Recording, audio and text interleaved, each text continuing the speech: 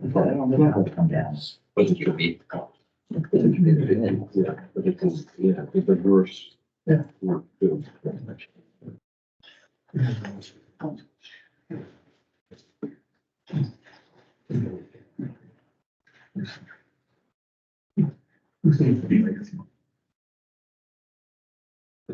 I'm sure.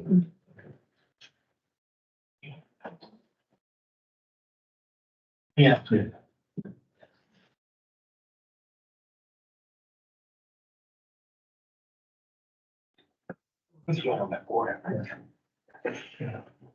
I think we can, and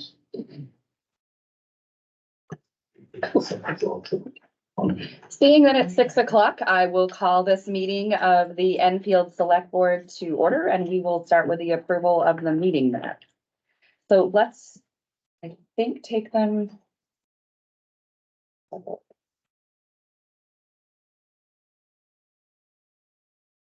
I do have a correction on the second one. Are you guys okay with taking them separately? And like, do you have any? I think that'd be the easiest thing to do. Okay. So I entertain a motion on the April 7th, 2024 minutes. That was the joint meeting with the Budget Committee. You say April? Sorry, February. I don't even know what today is. Today, Monday. February 7th, 2024. I would move we accept those, as presented.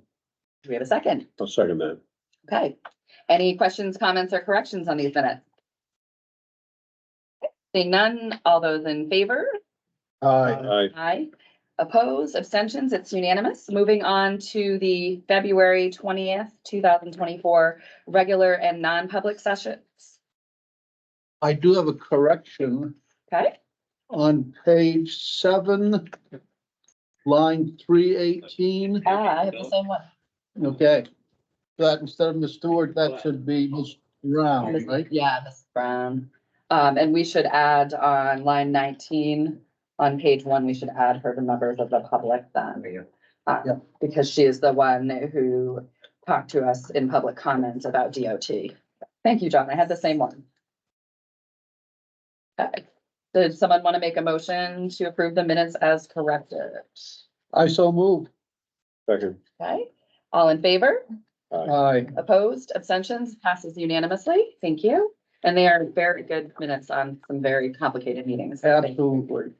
Thank you, thank you. Board reports, starting with Eric. Yeah, so since our last one, the planning board met, had a public hearing for a change to having, even though Tarter fall behind the Great Stone Dwelling. Take part of that building and put in 4 2-bedroom apartments and maintain part of it as offices still, so that got approved. And then a fair bit of meeting on the zoning rewrite from the New Hampshire HOP grant with the contractors there, and they've started doing public information sessions as well. Gathering information both for the HOP grant and for the master planning part 2. Moving on to John. The budget committee has completed its work. So you won't be hearing from me till town meeting. All right, so moving on to Tracy. I won't speak to the Energy Committee because we have representatives of them here and they'll do a very good job of that. And I assume, Ed, you probably got something in your minutes about status of Whitney Hall. Yeah, a little bit. It's not a big update. Okay, and Conservation Commission meets this Thursday, March 7th, 7 PM here. Should be the next meeting. Hold on, I gotta put on my calendar. So that's it for board reports. Are there any questions of each other, comments? Okay, moving on to town manager's report. Ed? Thank you. As you guys know, we hired a new police officer, so that leaves us 1 police officer position. We're gonna continue looking for a police officer, but we're not in a rush to bring on another non-certified at this time, but we'll be looking at that and we'll keep the opportunity open for a certified police officer moving forward. As I've been telling you, we're still looking for the police officer, our police assistant position. We had a couple people that got really close to being hired. One of them took another job and one of them didn't pass the background check. continuing to work through that. As you know, even for the police assistant position, our background checks for that department are pretty stringent, so. We're just gonna continue working on that position.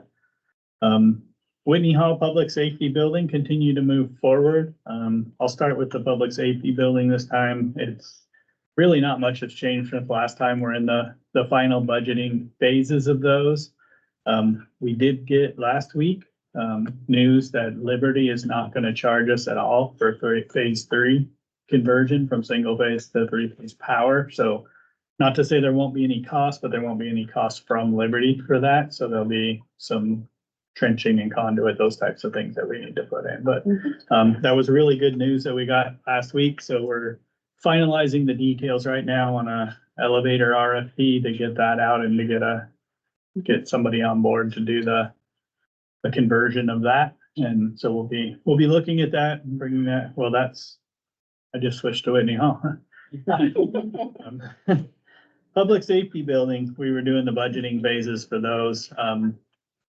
It's kind of still in the same place. We're working out a few minor details at the end, and there's RFPs out on the street right now trying to get those final budget numbers. So we're looking to have those final budget numbers by the end of this month. Into next month is probably when they'll be presented to us, and we're still on track to break ground in May if everything looks good. So that building's moving forward. Whitney Hall, like I said, the 3-phase power is looking good. We're looking at releasing that elevator RFP right now. I had Scott McCusick, our owner's rep, look through it, made a few suggestions, and then Brett Love's looking at it right now as well to help us get a good RFP out the door. So we'll hopefully get that out soon. The helical pile installation went really well. So those are in, it's all backfilled at the concrete. The contractors are on site this week to do footings and foundation walls. Prepare to. Just for the benefit of everybody in the audience, tell them what a helical pile is in case they don't know. Long story short, it's a big screw that goes in the ground to give support for the foundation. Way back when there was a fire at Whitney Hall and they pushed a lot of the debris behind Whitney Hall, so it has organic soils that are not really good for foundation, but those helical piles add good structural stability to hold that foundation up. So those are in. Like I said, they went very well. We're looking through a few other things. The stormwater drain was not where we want. A lot of little tweaks and things that we're working on. But other than that, it's going well. Demolition's going well. No real big surprises inside that we found, which is really good news. They were actually very happy with the structure of Whitney Hall when they opened it up. So we're excited to continue moving forward. Once concrete's poured and we have a foundation, we can start the actual building part of the process. So excited to see that continue to move forward. You will see in your packets that we received a letter from the Sunapee Select Board thanking the town of Enfield for our response to the Prospect Hill structure fire in January. Bringing this to your attention, besides just putting it in the packet, not only to thank our fire department for their response, but to highlight the robust mutual aid system that we have in our area. It's nice to know that the town of Enfield can expect similar level of support if we have an issue. If you read your packet, there were over 20 fire departments that responded to that bigger fire. So knowing that that level of support's here for us as well is good.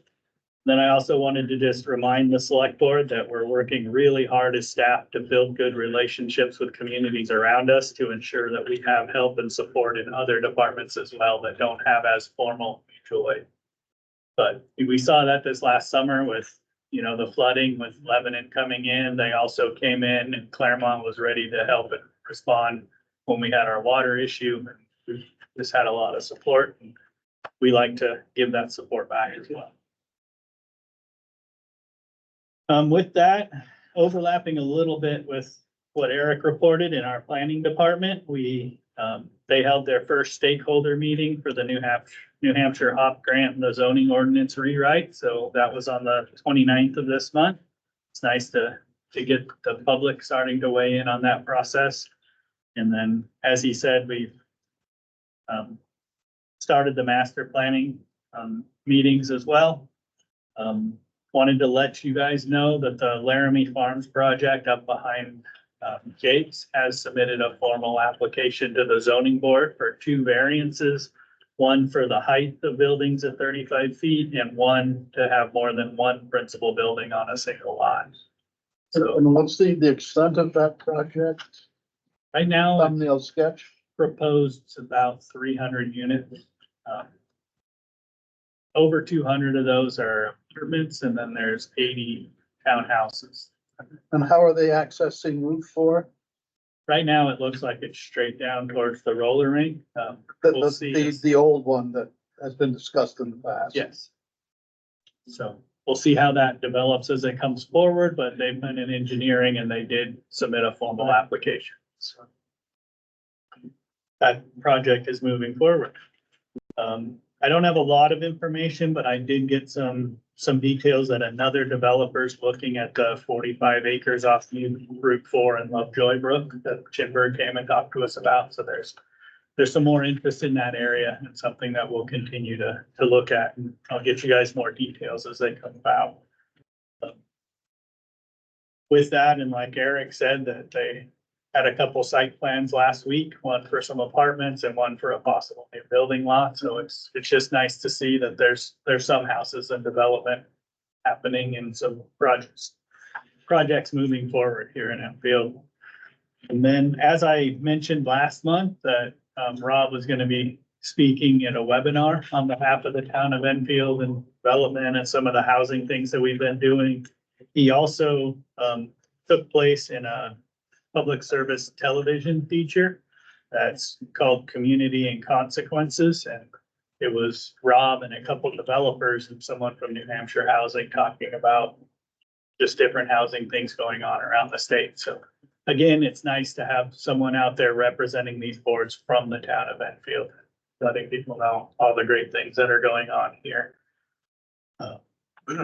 Another one that I don't have a lot of information on, but I got a phone call today from Andrea from Hub 66. And she wanted us to let us know that the BEA grant that we helped them apply for, they just got word, I think today, maybe this weekend, that they have received that grant for extending fiber to 55 different homes in Enfield. That's great. That's not just to those 55 homes. As they do that, they'll be passing some other homes and putting some stuff in place. I did talk to her for a little bit and she said that's not 100% build out of town, but Hub 66 is committed to building out Enfield 100% in the areas that there is not broadband now. So we'll be talking about that a little bit more, and that will be, some of that will be part of this project as well. So. Well, while we're talking about construction, could I ask another question? The apartment building across the street from George's store, what is the configuration of that now? Do you know a little more than? It's 6 units with parking on the ends. With parking on the end? Yes, Originally, there's going to be parking underneath. correct. The state did not provide a curb cut that would accommodate parking underneath. The state would only provide a curb cut that allowed parking on the ends. So 6 units with some downstairs, some upstairs? or- I haven't seen plans, but that's what Yeah. it looks like, but I haven't seen their plans. Okay, with parking on the ends. Yeah. Actually, just one end, the other. Oh, just one end. Right up Okay. against the other building, Yeah. yeah. Yeah. Are they limited to 1 car per apartment? That's up to the property owner. That was the original, when he presented it, I Yeah. remember that. Yeah. But there's, Yeah. they also had said that they may end up leasing some parking spaces. Yeah. If someone needs more spaces, but they have to have one. Right. Thank you. I have a few other things. DPW report, you may have seen them out and about, but they continue to be trimming trees throughout town. They've gotten at or over 25 lane miles cleared so far. That is really good for the town roads. Cleaning those up not only allows the trucks to pass safely without hitting anything, but it also lets a little more light in. So if the roads dry out a little bit quicker, it dries up puddles and things that breed mosquitoes. So it's it's good to get those roadways cleaned up a little bit, so you may see them around continuing to trim trees until mud season's in full swing. With that, wanted to update that the radio read meter project is going well. We continue to put those radio read meters in.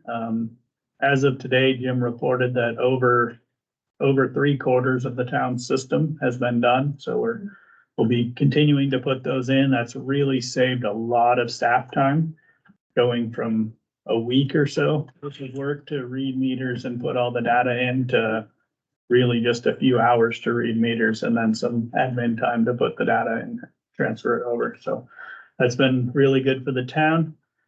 And then the water department has also started a lead service line survey that we need to do for the Environmental Protection Agency, but it's also a good thing for the health of our residents. So they've started that survey and they're working on trying to identify mostly private lead water lines, but you know, as they come across, if they find any town-owned ones as well, we'll get those replaced. And that's my town manager's report. Are there any questions or comments from the board? Any from the public? Okay, we're gonna move on to the business of the evening. Go ahead. How are they doing the private sampling for the lead and as a copper too? I think while they're in people's homes, they're looking to see what it is. And I mean, they're not actually sampling the water, they're just looking for lead service lines. So they're not actually digging up lines Right, anywhere. and No. I think you know that's Dave Bookbay. Yep. Okay. Sorry. No, that's fine. I just want to make sure to be fair. I didn't remind people, so that's my bad, you guys. And one other little thing, it's not that you can't, but it's also really hard to just pull a water sample and say that's a lead line, because they create a coating inside, so it's not leaching lead until there's some sort of disturbance. So it's not something that they can just go test water for, but mostly what I've seen them do in the past is when they're putting in a meter or checking something, they'll look a little bit more carefully at what line's coming in from the street. All right, I invite the Energy Committee representatives to come forward. Thank you. Kim Quirk and Joellen Courtney, from the Energy Committee. And we kind of learned that it's very hard to hear when you're giving, so if you could ever so slightly angle yourself so the folks behind you This could. way. Yeah, thank you. We're trying and just try to project. The owl will pick you up, but we found that it's hard to hear behind. Thank you. Thank you for having us. So we'd like to talk about some community power updates, Enfield Community Power, as well as an opportunity for maybe providing a little more money into the Energy Committee. To start off, it's been about a year, and do you want to try to run the video? Sure. The Community Power Coalition has created a summary video for this year. If it works, we'll see if it works. There we go. And featuring Joellen and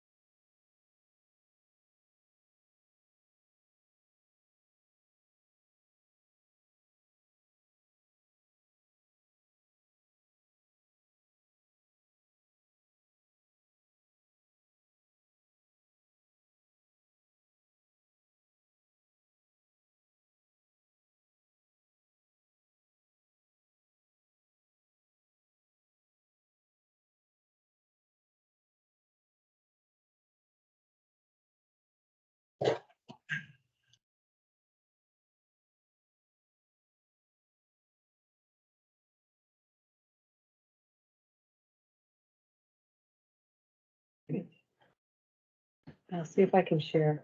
Okay, it's in me. So yes, this, what we're showing here today is really what I want to be able to show. Whoops, did it let me do that? I Yeah. had not stopped yet. Oh, because I okay. had to keep Try it again. At the town meeting. So that's a piece of, getting some feedback to make sure that, for instance, that video is not too long. Why isn't it letting me do it? Huh. Okay, So we have it enabled so we can have sharing outside of our system. Okay. Okay. There we go. Okay. So yeah, so I think that video is nice for a couple of reasons. It actually shows, the Great Stone Dwelling in the background as well as many other communities. We aren't doing this on our own. And so again, reminder to the town of what is community power, an opportunity for us to get lower costs by pooling a lot of communities together and having a large load. The utilities that you work with today, the public utilities are still delivering the power. They take care of the lines, they take care of the reliability. And then we as a community benefit from lower costs, affordable rates, access to more green options, so cleaner energy if you want to. And of course, the local control of what our supplier is super important. Lower costs, renewables, and then being able to do some resilience and innovations. And we're thinking for the town of Enfield, we want to be able to provide some weatherization and maybe energy audits, those kinds of projects that anyone or everyone can take advantage of. So as a summary, at the last rate setting, so every 6 months we set rates, all the other utilities set rates as well. And you'll see in this chart that the default utilities here, Unitil, the Electric Co-op, the Liberty and Eversource, renewable content is 24.3%. And here are their rates that go from February 1 to July 31. And it ranges from 8.2 cents to 10.7 cents. And down here, I see, I can hide that thing. Okay, now we can see the whole screen. The low one down here, Granite Basic, is what we default to in Enfield. And it's at 8.1 cents, which is lower than all of the utilities. And so far, all the rate settings, that's our goal, is to stay lower so that we've done the right thing and made some savings for the town of Enfield. But people can opt up to a 33 or a 50% or 100% clean energy. And it just, you just would pay these other prices up to 12.4 cents. But that's totally optional. Again, everybody who was opted in at the beginning of the program opted in at Granite Basic, and that's the choice of the select board. A few other towns may have chosen to go to another rate. Just a quick review, if you are Eversource, this is where you look for who is your supplier. This customer of Eversource is using Eversource as a supply, and you look for your energy charge. The community power is only affecting the energy charge. You'll see there's other charges on your bill that are transmission and distribution. The only thing that the community power can affect is the supply. So you can look for that. There's an Eversource bill, there's a Liberty bill. With the Liberty bill, you look for this area that says additional messages, and it will say this customer is on community power. It will also tell you how you could get more information if you want. And on the left side of this bill is all the different charges, customer charges, distribution charges, and we're just looking for the electric supply charges down here. And in this case, this customer was on 100% clean energy, which was at 15.2 cents before February, and it just changed to 12.4 cents again for that clean 100. If this person had chosen to stay on Granite Basic, that would say 8.1 cents. And then New Hampshire Electric Co-op, you can see where I've circled it. It tells you power supplied by, and if it's New Hampshire Electric Co-op, it would say that. As a high-level summary of all the communities that have launched, launch date here was April, late April, early May, through the end of the year, 2023. And you can see Enfield in here and zoom over to the customer savings line. And we have saved for the town of Enfield $236,000. So all of the savings put together. So of these, I think it's 12 or 14 communities, the coalition has saved $9 million for all of those residents. And I'm not gonna go through all these details, but we can make them available and people can look at them. The second summary sheet shows, here's Enfield again, in this column here, that 97.3% are on Granite Basic, and again, that's where everybody defaulted to in Enfield. But quite a few people have chosen, 1% have chosen to go to Clean 50, and another 1% have chosen to go to Clean 100. So it's nice, and you can see these other communities where there's 3% of people who've chosen clean energy. All they've done is gone out and made a pitch and said, hey, people, if you want clean energy, you can have it. We haven't done that yet in Enfield, but we might, just to see if people, if they know that they could buy cleaner energy, they would. They don't have to. Okay, and then all together, so that's basically the summary that we'd like to present to the town. I don't think it's too long, but if it is, tell us. I think it gives them the basic, and then we could have questions, or we can wait on that and say, just come find us afterwards. So that's a town meeting kind of question. If anybody Yeah, has thoughts so on that. that would fall under other business at the end. Yeah, and at the the very end, when everybody's trying to leave, I know. Yeah, but the moderator would be able to do that and do the questions, I'm sure, depending on who's around. Okay, So I would, that would fall to Lindsay's purview since she runs the meeting, but I think it's appropriate. Everybody else agrees? I think it's a nice presentation. Yeah, it's a great success story. It really is. Unbelievable, I think, tremendous savings. Dave? Yeah, I think the information is good. Your spreadsheet with the circle hard. is too small to read. It's gonna be too small even. So especially you now. need to get. Maybe I zoom in on get just one- that. Get that one line. Yeah, okay.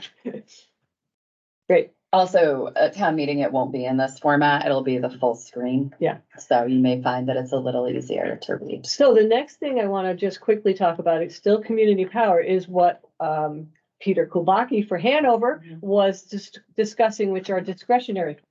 So as long as we always keep the rate below our the public utilities, we can at any time, and this is a select board choice, so it's, you don't have to choose now or decide now, but a thought is we can add a 0.5 cent or something per kilowatt hour to our rate, call it the Enfield rate. And that 0.5 cent would be discretionary funds for only Enfield's use, entirely Enfield's use. And again, we would put stipulations on it that it always has to still be lower than anything they would get anywhere else. And then, for instance, a type of program that we might use it for, we, Enfield, have a load of 8 gigawatt hours a year. We did last year, to be a little more next year. So at 0.5 cent times that amount of electricity would be about $40,000 each year. And so one possible program is to provide like free energy audits and help towards weatherization. We'd have to put that program together, I think, in the Energy Committee and present it. And then you can help as a select board to tell us, is that something we can do? So we're going to have that opportunity in July. This is the first opportunity to have discretionary funds. No decision tonight, just want to put it out there so you can think about it. Other questions from the board? Comments? No, I just make a random comment that people might consider that to be an added tax. Yep. Gotta be very careful don't have about to that do it, in yeah. the present climate. Mhm. Go ahead, Dave. Just a question, Dave LaFay again. Is that a select board or a town meeting process? And I would think that if you were gonna go ahead with something like that, it would behoove you to run that by town meeting. I was gonna leave that up to the select board. Because it's not mandated. I think it's a select board. It is right now, but our select board could decide to do it any way they want. Something that if we decided to proceed with it, Ed would, Lisa would take a look into it for us. Yeah. Make sure we're doing it correctly. We rely on them very heavily to make sure our process and procedure is done right. Okay, and now another thing we want to talk about quickly. Would you? Thank you, when you pass this to him. Mhm. There, when we launched last April, all of the residents and businesses, small businesses within the town were put on Enfield's Community Power. However, since that time, people have moved into the community, or they've changed residence, or they've gone from a third party supplier, and their contract has ended. Normally what the coalition has been doing has been sending out a letter to those residents. The utility needs to provide that information to the coalition, and at that point, the coalition sends a letter out to the new residents and informs them that they will be automatically transferred to Enfield Community Power. However, there've been some challenges, I'm being polite, with Liberty Utilities at the, and their data collection. And because of that, we're trying to figure out a way to let people who are new to Enfield, to give them the opportunity to sign up. Because it's going to be, it's not known when we will have the data from Liberty so that we can send out a letter. We, meaning the coalition, will send out a letter. So this was a proposal, and this is what I'm gonna be having at town meeting. We're gonna have a table and just provide that so that people understand that they can sign up on their own. Ahead of time. They don't have to wait for the automatic for Liberty to get their act together. Exactly. Because if they sign up, Yeah. as soon as they sign up, They sign up, they can start saving. they can Exactly. start saving money. Yeah, Okay, and we're gonna put them in, like, at the town hall, we can have Yeah. a note that says for new people, wherever we can find new people, try to get them the information. And Eva's bringing back their Yeah, new resident. yeah, we Yes. talk to them about getting it in there too, yep. What was their name? Oh, yeah, and the just other the thing, question. sorry, the Green Energy Times, which I put out in the front, has two articles, one of which is about community power. And there was a press release released today that 12 new communities are enrolled in community power, which means that the total number of communities is up to 28. Yeah, So we started last April with 12 communities. There were 2 additional ones that started in June, 2 additional ones in the fall. So that was 16, and now this 12 brings us up to 28. and there's communities. another 30 or something that are trying the to get wings. into their. Yeah. Anything? So that's the list. Okay, and our last, do you have anything else on community No. power? Our last energy committee, different switching topics, it's not about community power.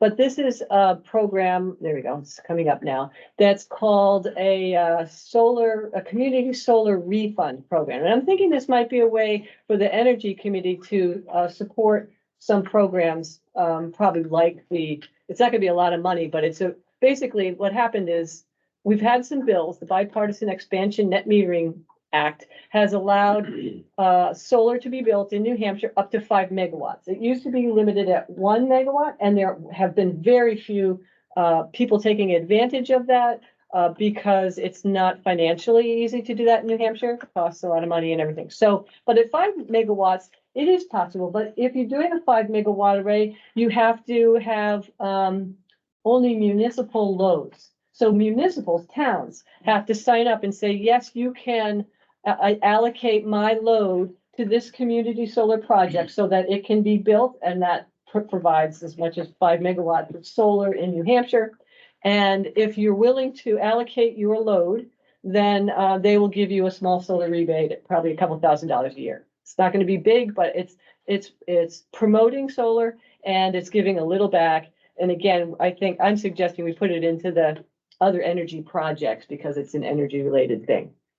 And so it helps municipals and schools to be part of the energy transition. If you have solar on your own buildings, like we have it on the DPW building, that meter could not be part of the load that's being allocated. But any buildings that we can't have solar on, or we don't have a solar array associated with it, we can loan our load, and that's what it is, it's loaning. And if we decide to put solar somewhere, and backfeed our own meters or use it for our own municipal buildings, we can just get out of that program and stop getting that rebate. So it's like a 3-month wait is all you'd have to have.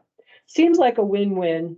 I don't necessarily have to go through all of these slides, but the idea is you sign up and then they build a farm. And this is Revision. So actually I should start off saying I'm from Revision. This is not my program, but it's my company. So there's that possible conflict of interest.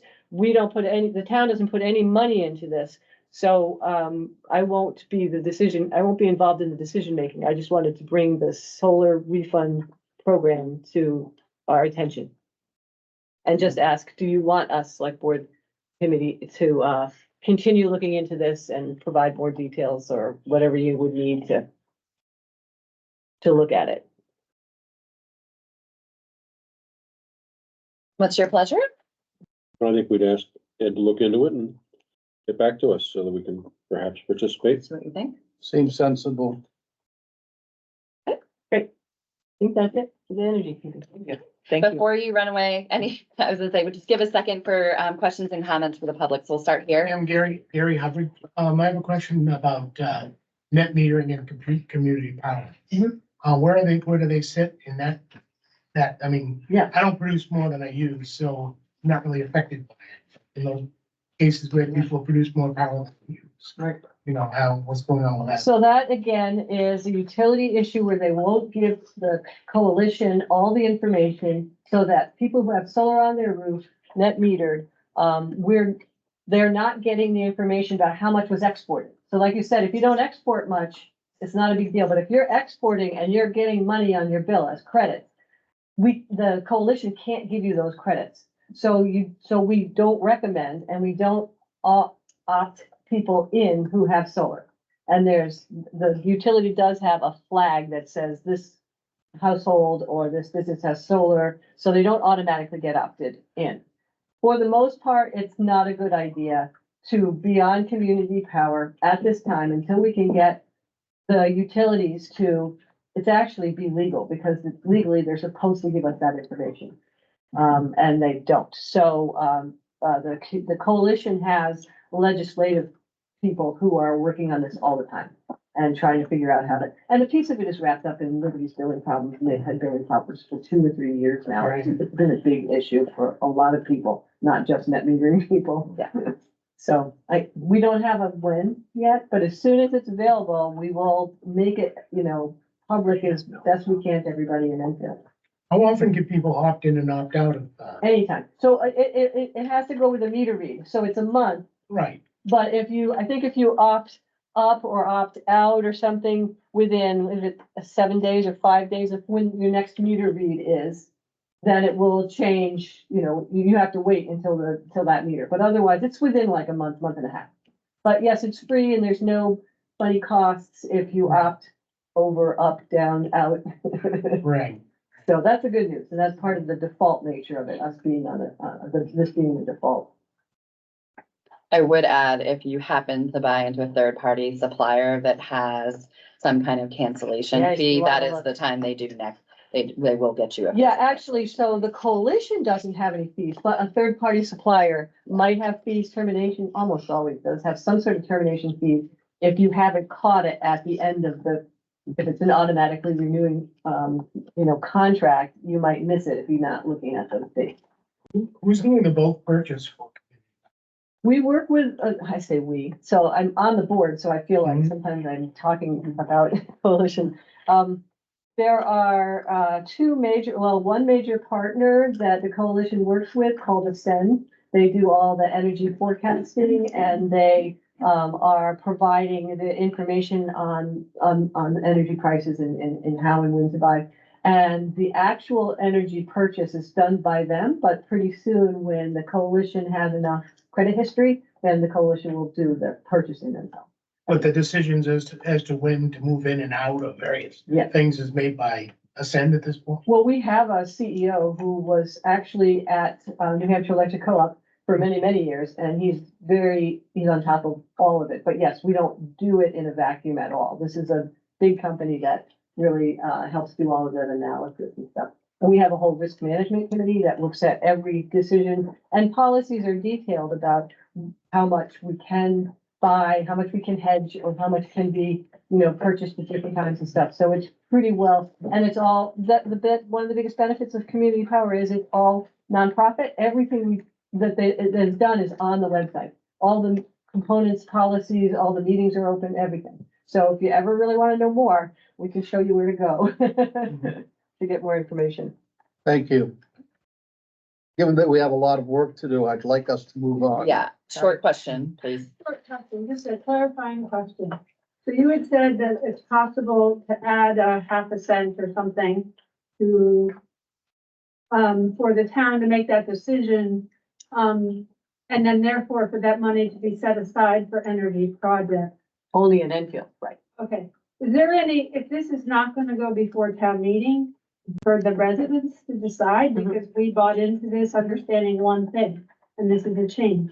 It's a small change, but transparency. Yes. So is there any guarantee that we would have that the money garnished would go towards energy projects and not that benefit individual taxpayers and not like, oh, well, the town wants to put in electric, thing for people's cars. And, that might be good and that might not be good, depending on who you are. So who controls that? That would be the select board. These guys do right now. And so, yeah, I think they hear the question. Yeah, I think I can't speculate at this point, given that there's no projects before us, but obviously all of our deliberations and meetings are done in public, so they would be duly warned and it would be noticed and it would be a public discussion regardless of what was presented. And the Energy Committee would probably be doing the presenting and talking with Ed, and their meetings are public as well. So, okay, thank you very, very much. Thank you. We're gonna move on to the Methodist Hill property discussion. So we've had quite a few discussions and we've had the Methodist Hill Property Use Committee has done a lot of public hearings. So I want to really work tonight on adding things that are new and focusing on things that are new and not rehashing and restating other people's opinions, just because this is going to be a relatively, and we're going to go by like the 3-minute rule and not like add another 3 minutes the second time, please. And I really appreciate everybody who has put a lot of time into this, the committee, all the folks who've attended meetings, the town team. It's really been a very good process. So in our packet, we have a cover letter from Ed, kind of bringing everybody back around because our last meeting was a while ago. So I'm going to kick it over to Ed to kind of review out the contents and guide us along. Yeah, our last meeting was January 8th, so almost 2 months ago. Time goes by fast. But with that, the one question I had coming out of the select board meeting that I got was to talk to legal about if we decided to do any subdivision or any of survey work on the property, if that would be able to be recouped during the sale of the property. And the answer to that, the short answer to that is yes. Those fees could be added to the total cost when they got done. We have had a couple turn of events since then. There's been a petition that's in your packet, talking about selling the property to the Hinshaws. And then we've also been contacted by William Bosworth in the last week about redeeming the property. He's the trustee of the future owner. That is something that we've been working with him to get the redemption cost of.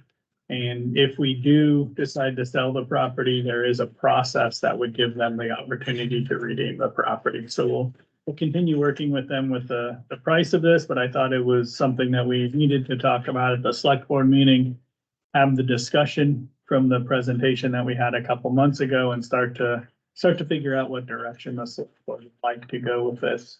And then, yes, with that, move forward. I do recommend, even with the redemption discussion there, that the select board talk about what they want to do and keep that process moving forward. Not to stall this, and then with whatever they decide to do, we'll make sure that we follow the right legal processes to do that. And if they have the right, which I believe they do, to redeem during that process, then we'll follow the timelines that they have to get that done. And it looks like, so when I read this, it looks like there's 2 related petitions. Okay, I'd like, just to give a couple minutes to each of the two people representing the two parts. So I'll call on Fieldstone Ridge first, which Paul, you're here. Paul Bianco, who's the president, has submitted one, and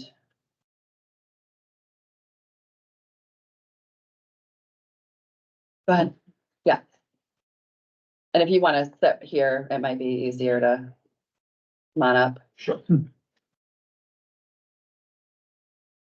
Thank you very much for the opportunity to speak this evening. Paul Bianco, 38 Birch Lane, Enfield here. Let me give you just a little bit of background. You've seen my face before. The Methodist Hill Committee certainly has. They've seen the presentations that we've given, the data analysis and the recommendations were presented to the Methodist Hill Property Use Committee and to the Select Board, which focused on the preferred outcome of the Methodist Hill property lot number 29.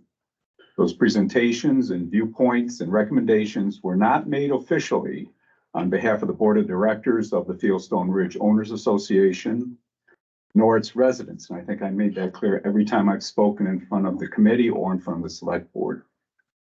Nevertheless, the information was made available to the Fieldstone Ridge residents to keep them informed on the property and the Select Board and the committee discussions. Affordable housing income analysis, the content of the Foresters report and the town tax rate evaluation showed that if we look at this at a high level, the impact of a resolution on that property really begins to move away from the general public and the general citizenry of Enfield and more towards the residents of Methodist Hill Road. Okay, and those in the immediate vicinity. So that would include. I'm not sure what that means, what you just said. Let me go back. So we looked at what's the impact of this property and what's going to take place with it. And we looked at affordable housing. We discounted that through our discussions. We looked at what's the effect on the tax rate. It was very minimal. So when we look at it in terms of what's the direct impact of what happens to this property, it begins to shift now to the immediate residents of Methodist Hill Road. And so we came back to the Methodist Hill Road residents, and they had, as I mentioned, made an informed decision and said, we'd like to have a voice in terms of what happens to this property. So the petition mechanism provides that viable avenue for fulfillment of that commitment. Therefore, such a petition was drawn up.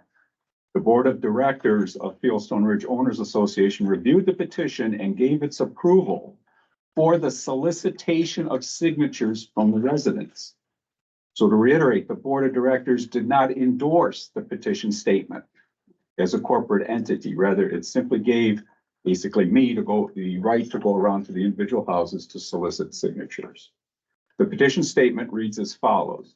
In accordance with RSA 8080 Section 6B that declares an abutter's priority for land purchases, the recommendation is made to establish a suitable purchase agreement with the Hinshaws, who are abutters to parcel 002-029, lot 29, which will fulfill these objectives.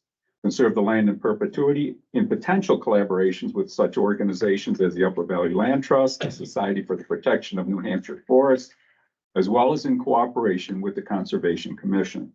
Point 2, allow access to the land by all citizens of Enfield for the purpose of recreational activities. Examples, hiking, horseback riding, cross-country skiing, for example. Point number 3, provide an agreeable monetary compensation to the town of Enfield, including but not limited to the additional revenues received by the placement of a single outbuilding adjoining the Hinshaw's property that abuts lot number 29. So the results. Signatures were solicited from only those individuals who met these requirements. They had to be eligible voters in the town of Enfield and individuals having a legal address that was one of the Fieldstone Ridge properties. Of the 22 eligible residents, 20 signed the petition. 1 resident abstained and 1 resident remained unavailable for signature. The signed petition was delivered to and reported by the office of the town manager in the 3rd week in February, and that's why it's in your packet. So to summarize, although all citizens in the town of Enfield would benefit from the proposed resolution described in the petition statement, but particularly those families in the Methodist Hill neighborhood, including Fieldstone Ridge, would be directly impacted. The residents of Fieldstone Ridge were able to make an informed decision because they had access to all of the data, all of the analyses that were performed, all the discussions pertaining to Lot 29 that included the agendas and the meeting minutes for the Methodist Hill Property Use Committee, as well as for the Select Board. The Fieldstone Ridge residents, as citizens of the town of Enfield, have voiced their position to the Select Board through this petition. Of the 22 residents, 20 signed that petition, thereby endorsing the path forward as described in the petition statement. Thank you very much. Thank you. Harrison, do you want to come up? Sure. Thank you. Good evening. Harrison Drinkwater, Methodist Hill. Our petition, I think you can see, is very much like what Paul was talking about. It's almost identical. But I chose to canvass Methodist Hill, the 2-mile stretch up and down Methodist Hill, for people who weren't associated with the Homeowners Association. And I spent the better part of days from February 17th through the 25th, going door to door, concentrating on Methodist Hill residents. I reached 42 distinct addresses, which is about 62% of all homes on Methodist Hill. I was personally hoping I could get up to 90%, but I just ran out of time. The results were interesting. 66 people that I talked to of those 42 homeowners, 66, because there are married couples in one residence, signed the petition, 3 did not, but that's a positive sign-up rate of about 95%. And I think if I had gone further to see every single homeowner, I think the approval would have been in that category. So in addition to what Paul said and the 20 signatures from Fieldstone Ridge, I think we have about 86 people who feel strongly to ask the Select Board and the town manager to work with the property abutters to, number 1, conserve the land in perpetuity, 2, to keep Lot 29 open for public access and outdoor activities, and 3, to arrive at an agreeable financial settlement with the town. Thank you very much. Could I ask a clarifying question? Lot 29, explain why you single out that lot? Tax map 02, lot 29 is the town-owned property. Oh, that is The the 100 entire acres property. that's pretty much on top of that. Thank you. I'm sorry, I didn't make that clear. Appreciate it. Okay, so in front of us, we have the recommendation from the Methodist Hill Property Committee, who obviously worked and heard similar conversations. You have 2 petitions. And so the question is, how do we move this forward so we don't do this and drag this on? I'm not trying to be a jerk, but I think everybody deserves some kind of resolution and to move forward. What is the pleasure of the board? Ed, what other information can you give us about the potential author from the attorney representing, I believe you said future, but he's the past owner of that trust, I believe, isn't it? Yeah, they just reached out and asked if they could redeem the property. But they put a specific number on it, apparently. No, they did not. We estimated approximate cost at this time to I be see. around $60,000 is what they would have to pay to redeem the property. Are they still legally able to do that? Yes, especially if we're gonna sell it, because there's a process where we have to give them a chance to redeem it if we're gonna sell the property. And are we capped with costs to them, the same as we're capped with costs in terms of selling it to someone else? In other words, it's dictated by the same regulation that limits the amount that we can. Well, if they redeem it for what is owed to the town of past taxes and fees and costs. Yeah, we can sell it to someone else for any amount we want, but anything over the amount of that goes back to. Goes back to that trust, yeah. Okay.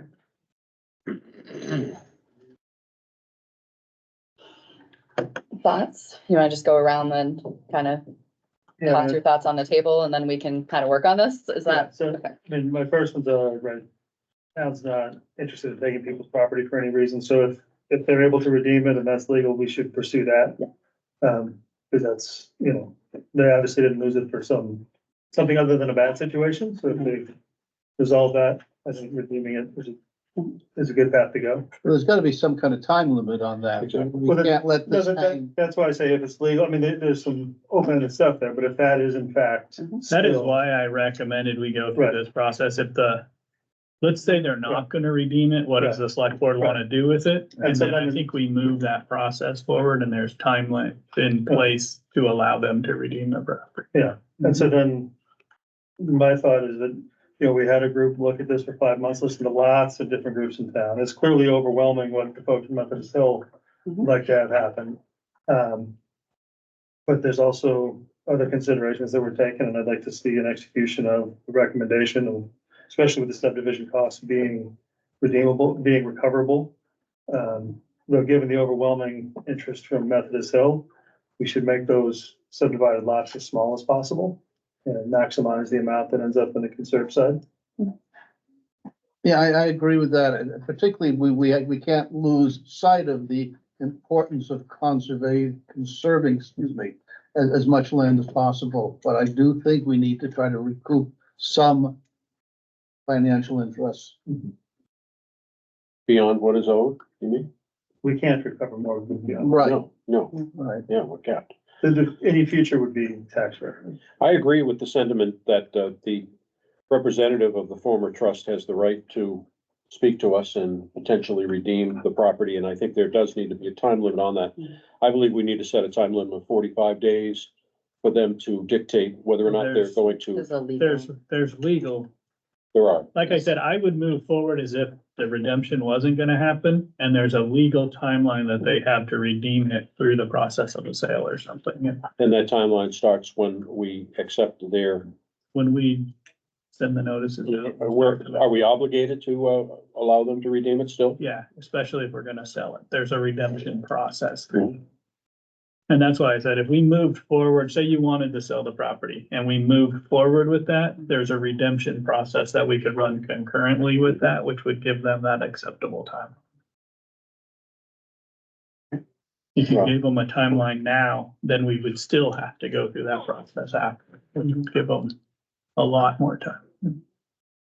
So really, we're at the redemption or sell, but because the redemption component is a new.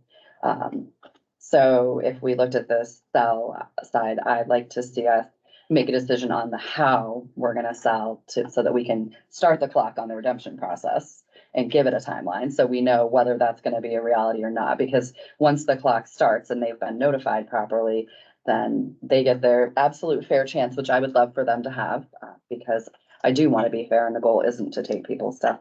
I guess I'm interested in honoring what the Methodist Hill Property Committee proposed, and I'd like to see it turned into an RFP. So that and the RFP, I don't know exactly the mechanics of, I guess I'd rather have Ed do it. But you know, if it's X% of open space and boundaries of 3 to 5 lots, and then it comes in as a proposal or whatever you want to do, so that you're giving it some guardrails. Because RFP, just because somebody has an RFP and it has the highest dollar amount, doesn't mean the select board has to take it. So we might get something that is a very reasonable, economically feasible, whatever. Yeah, I put a lot of thought into that, and I actually I was gonna say, if you guys wanted to do this, I can craft something before the next meeting, but I think this is probably a good way to do this one and the Shed Street and others, where we put out an RFP for proposals, and then we put a bulleted list in the RFP of what we're gonna preference in that process. Yeah. Instead of saying, this is how we wanna sell it, and here's the restrictions, we say, this is our preference of what happens with this property. I agree. These would be the Bring points in which we would favor towards an Yeah. RFP. Bring I agree. forward your best proposal, and then the select board can decide which one's the best for the town of Enfield. And I think, so to me, the RFP process is inclusive of the Hinges, because they could well come with a proposal that is the best proposal. We don't know until we see it, but I guess, I really appreciate the time and thought they put into all of the work. The flip side is, I also feel like, as a representative in this community, I get very nervous about favoring someone over another. And so I'd rather see an open process in which everyone gets a chance. And if we pick the Hinshaws because they have the best proposal, then I think that's great too, you know, but I have a really hard time just giving it to one. Well, and that's where I think that I'm gonna call it an open RFP. That Right, says, yeah. bring any proposal you Yep. have, even if we've Yeah. never thought of it. Yeah. To the I board, agree. and then here's our preferences of what we would like I to. think that's a good way to phrase it, an open RFP with suggestions that we would favor. And look at it more favorably if it had certain items. Knowing that once the clock starts, if it gets redeemed, all of this Yeah. is off. the Now, I'm not ruling out the proposal that, the possibilities that it could be sold to the Hinshaws either. Yeah. I think that that's important, and the possibilities, as has been mentioned previously, of, a pilot, a payment, is not lost on me. Yeah. And so I see that as a possibility as well. And allowing it to go to the RFP process will also give us the ability to potentially calculate future tax revenue from that property, which we can then balance against a potential pilot payment. So I agree with letting it go to an RFP, as Kate has suggested. Yeah, and I guess for me, I'm less worried about the payment, just I want to be super transparent and fair to everyone and but I really appreciate everyone's time in this process because I think this is something that's really hard to balance out and I'd like to see if you guys are in favor of seeing what comes back, what you could bring back to the next meeting. Yeah, keeping in mind that the majority of that property will remain Yeah. conservation. Yes, Right, and open to the public. and open to the public. To my mind, those are the important words, I- open to the public, I think that's gonna be one of the preferences which would be listed in an RFP. right? I mean, I think, you know, someone might come back to us and say, I propose, I buy it, do X, Y lots and work with Society for Protection of New Hampshire Forests to do this. That's, And that's the kind of proposal, you know, I'm not saying that's what would win, but I'm saying that's a possibility. I'd say the more details people can provide without being overly wordy would be, I think to be fair to the taxpayers, we have to go through that process. okay. So, are you okay with just us in agreement? You'll bring it back, we'll look at it together. And I as, won't promise, but I'll try to have one for Shed Street and Methodist. Oh, that's even better. and as is possible, then, contacting this attorney in the meanwhile, to get them thinking that We've this is already contacted them. moving, yeah. that we're moving. We've already contacted them and let them know what the redemption value would be and what they would have to do to do that. Yeah. So, You need any sort of motion? I don't think so, not at this point. I think I have a pretty good idea of what you guys want to do and we'll get a motion at the next meeting. if you- Sounds good. Bye. Thank you. Let's see, sidewalk paving discussion. We haven't talked sidewalks for a little while. Hit it. So we have Jim Taylor and Jeremy Clay online. Hey, Jim and Jeremy. Can let them talk to you about it, then I'll fill in any gaps. Hello. Jim, you wanna go ahead and start this, or Jeremy, you want to start it? I'll kick go- it off Jim. here. So yeah, basically we have about $40,000 that were approved a couple years ago for sidewalk work for the downtown. And in considering what we're going to do with that money and where it's going to be spent, we've kind of run into a little wall here. And the wall is that if we have to do stamped and painted pavement, it's considerably more expensive. And so we wanted to pose to you the I guess the policy that we would sort of go back to blacktop asphalt for the entire sidewalk system. As it stands now, there's about 20% of the sidewalk system that is been stamped and painted, and it's kind of in the core of the downtown. And a lot of that needs to be repaired. And we've been finding that a lot of the repairs cost a lot more, and they're very difficult to do because it requires sort of special tools and so forth. So anyway, Jeremy's put together some numbers on what the difference is between doing just a regular paving setup versus adding the stamping and the pavement, and the painting. So I'll have him just go over those real quick. And then, you know, if you guys have some questions, we're happy to answer those.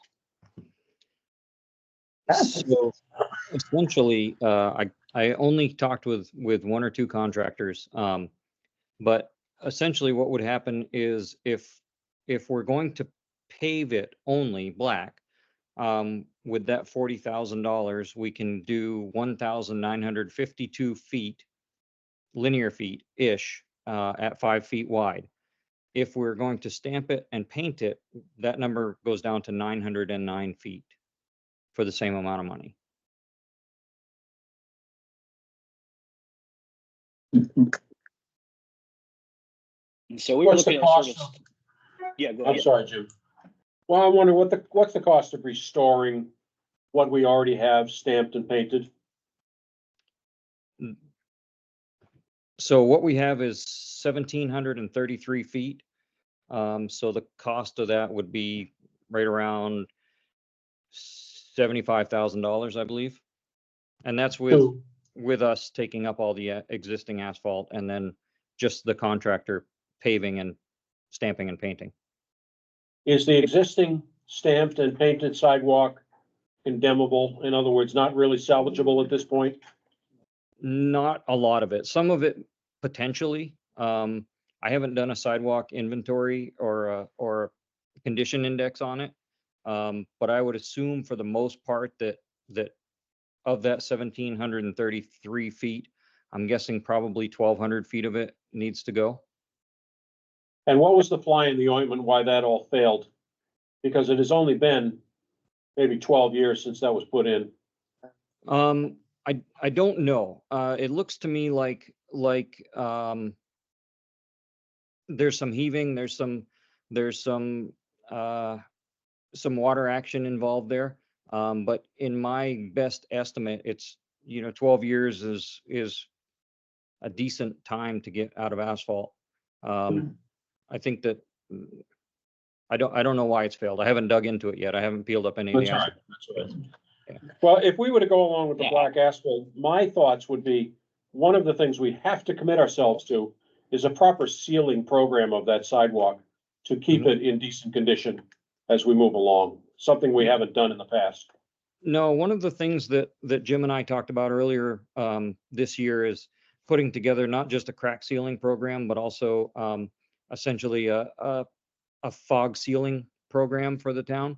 And I've done that in other towns, and it does seem to work very well. I mean, an ounce of prevention, the rest. So Exactly. that is something that Jim and I have looked into, and that's something I do want to get started. That is something I talked about too. If we go with the black, fixing a small section of asphalt, sealing it every so often is stuff that really easily can be done. But if we paint it and stamp it, it cannot be done. Then we'd have to bring a contractor in, even to fix a small section of sidewalk. Yeah. I think we found when we're doing maintenance too, that when the salt brine settles into the stampings, and so it doesn't work as well, and it sort of lays below where it needs to be working. And then the darker the pavement, the light helps thaw things out quicker, and then the common repairs are just so much easier on blacktop. We have a hot box which keeps pavement warm, and we can do handwork. But when you add the element of the stamping and the color matching, it's very difficult, because you can't just paint the little repair, because then it's going to look ridiculous with the pavement next to it, because that stuff's faded so much. I think a lot of those sidewalks are in the 20-year range, having grown up on them, when I lived downtown, not all of them. And we've, over the years, redone some and put some in. I said to Ed, I guess I worry a lot about, I know that asphalt, when you tear it up, is considered a hazardous substance. It's not when you put it down for whatever reason, probably because the state doesn't want to deal with it for themselves. But I worry a lot about painting and the scraping the paint off and having it go into our waterways. I always liked the idea that it looked like brick, but I don't think I like the idea of paying for it. No, I think for many reasons that the black asphalt is the best way to go Mhm. in practicality and, safety and finances. The other thing that Jeremy's looking into currently is that, you know, the numbers that he just gave you are for a contractor to do all of the application, but we're also considering renting a machine and being able to run that ourselves, which could also make the, you know, the dollars go further. I trust that to your good judgment, I think. No. So does anybody have questions or comments on this? Are there questions or comments from the public? Okay, I would entertain a motion. I move we go with the black asphalt as presented. Agreed. Give a second. Okay, sorry, I missed that. All in favor? Aye. Aye. Aye. Opposed, abstentions, it's unanimous.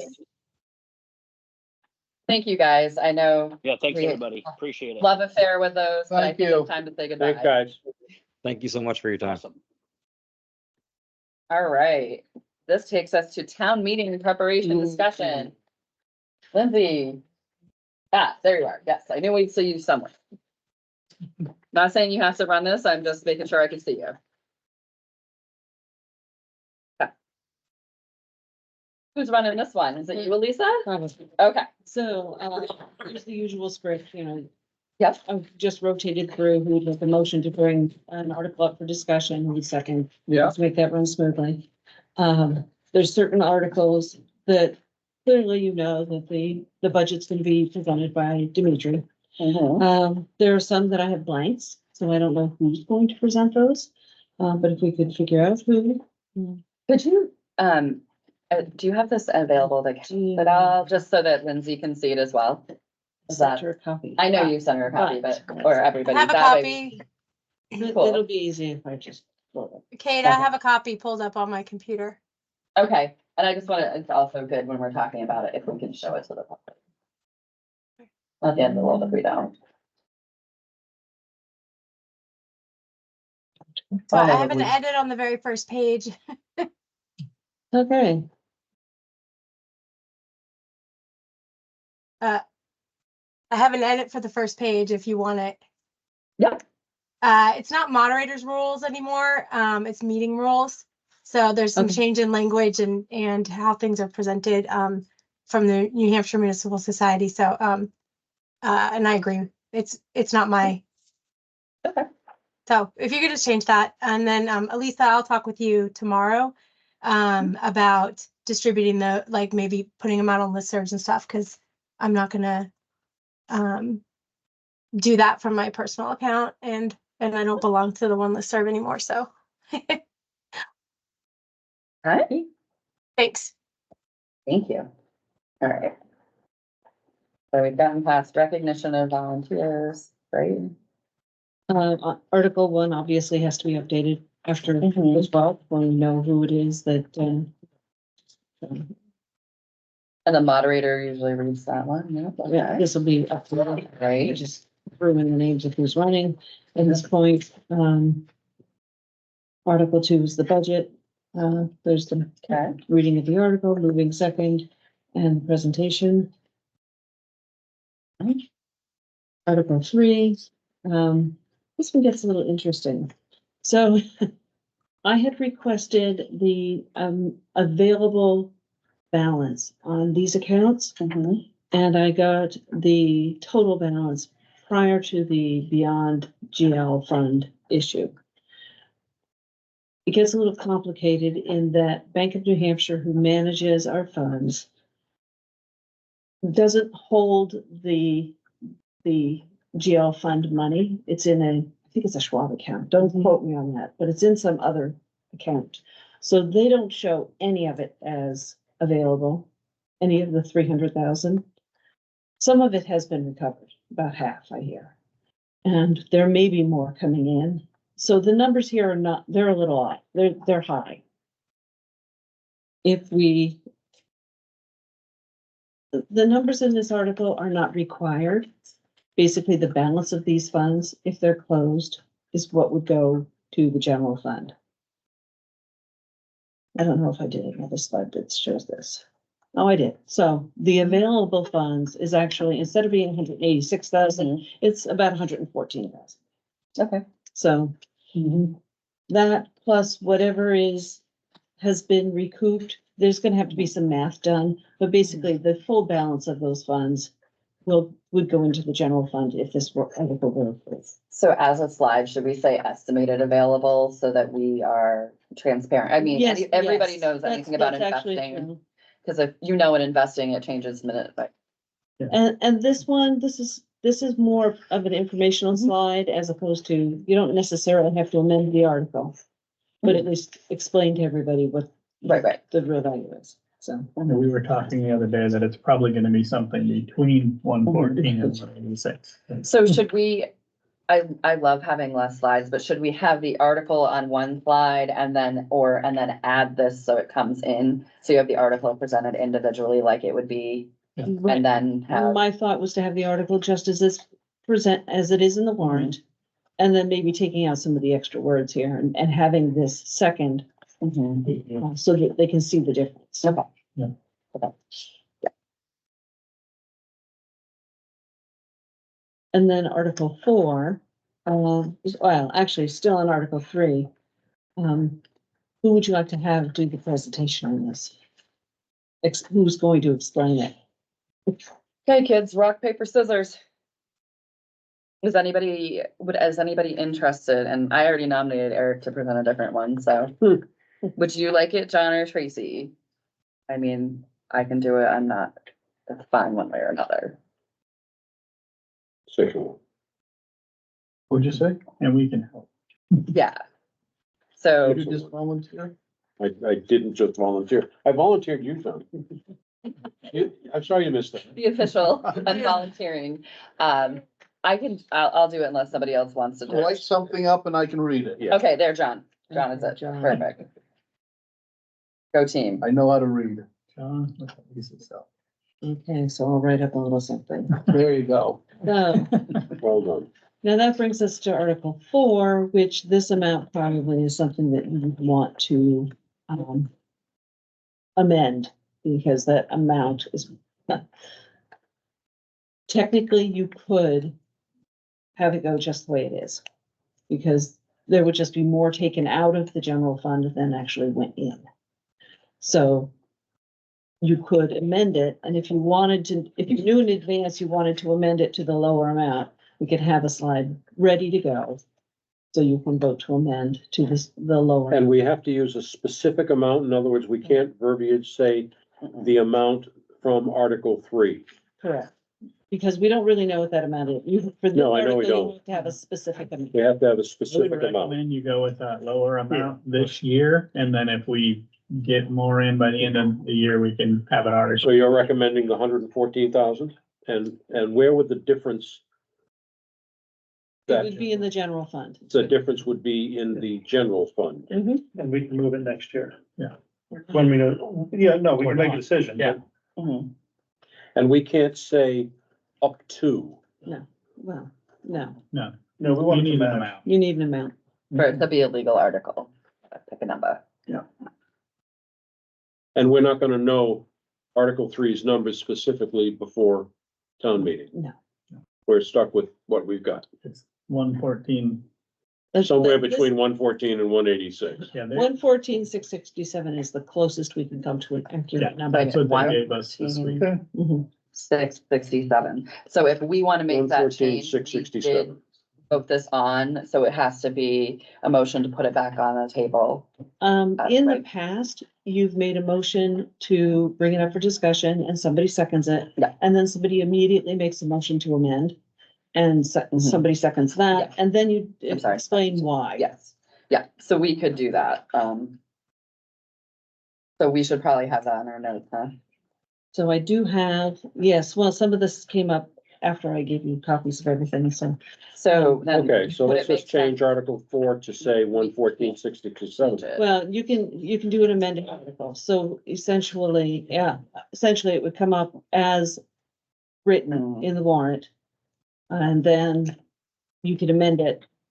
So We've already Article printed the four, warrant. Article 4, as it's presented as it's in the warrant, has to be read. Right.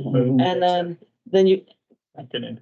moved and seconded for discussion, but then you can make a motion to amend, unless Lindsay's, I believe that's how it's been done in the past. You make a motion to amend immediately and second, and discuss with everybody why you've done that. So would it make sense to have the same two people make the motion to amend and second the motion to amend? I don't know. if you That, can do this, but you can. well, I'm just saying, just to make it quick and easy, so we can, What the. and, so the yeah, you're gonna motion- want that in the notes, or it's not gonna happen. And do we need a written Yes, then we need a written copy, copy? which you'd love to supply us, I'm sure. I will be redoing this Yeah, whole thing, yeah. just as we I'm discussed. making sure I it. understand the process. Yeah, we have to hand a copy to Lindsay, Yes. so we're getting it all. Board, the attorney, Yep. town manager, everyone Okay. gets a copy. All right, Who, are we going to have the same, is John going to discuss the amendment as well? so CIP, are you chair? I would switch someone else. Okay. Are you chair? Are you willing to present? Is that agreeable to the board? Certainly. Dan, thank you, Dan. Hi. We move on to Article 5. This one, there has already been discussion.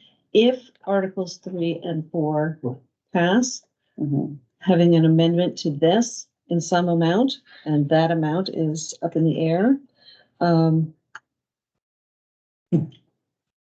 Someone's gonna I have just drafted this up. This can be whatever you want it to Yep. be. Reducing it by 100,000. Nice even number. It can be exactly the same amount as the other article. 114,667, or it can just be an even 100, whatever. You want to do? I think keeping numbers the same might make some sense. That way we can refer back to it. But I'm inclined to go with the 114,667.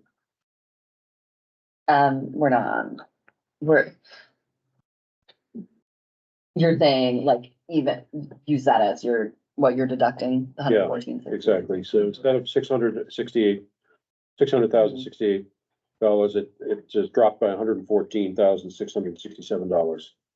And the number of $500,068 changes. It'll drop by another $14,000. $14,067. Exactly. So. And then we can refer back to it as to how the math was arrived at. Yeah, I think too, I have mixed feelings on the amendment. I'm not saying I won't do it. I'm saying we know this is kind of like a kick the can down the road a little bit situation. We're trying to be cognizant of the tax rate and what folks are paying, and that's why we're trying to use that money as an offset.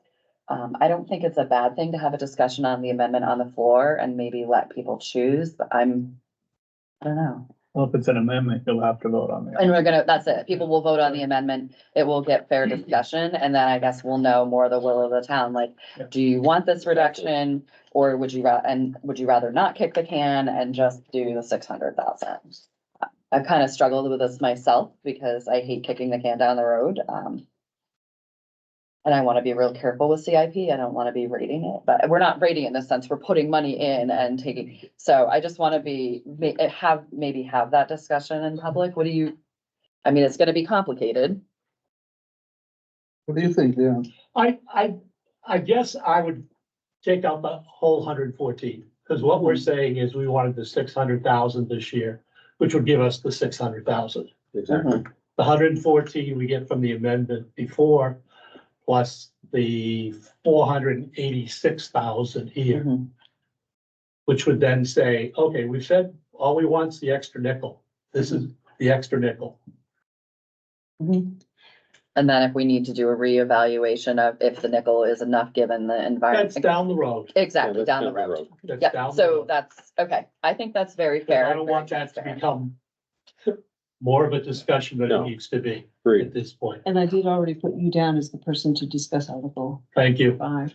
Awesome. And are you willing to explain the amendment too, if we make Yeah. it? Okay. I think that you have a really good grasp If the on numbers it. align, I think it becomes a little easier. It's a lot easier because right before it, you've said, I'm gonna put 114,000 and well, we're taking that 114 out of there Exactly. and saying, all we're taking is what we were entitled to in the plan. Precisely. I don't want to take more than what we were entitled to in the plan. Okay. That's right. And I think it's an important point that we were closing capital reserves. Yeah. Yeah. And we're moving it to the capital reserve. It's really a housekeeping. That's right.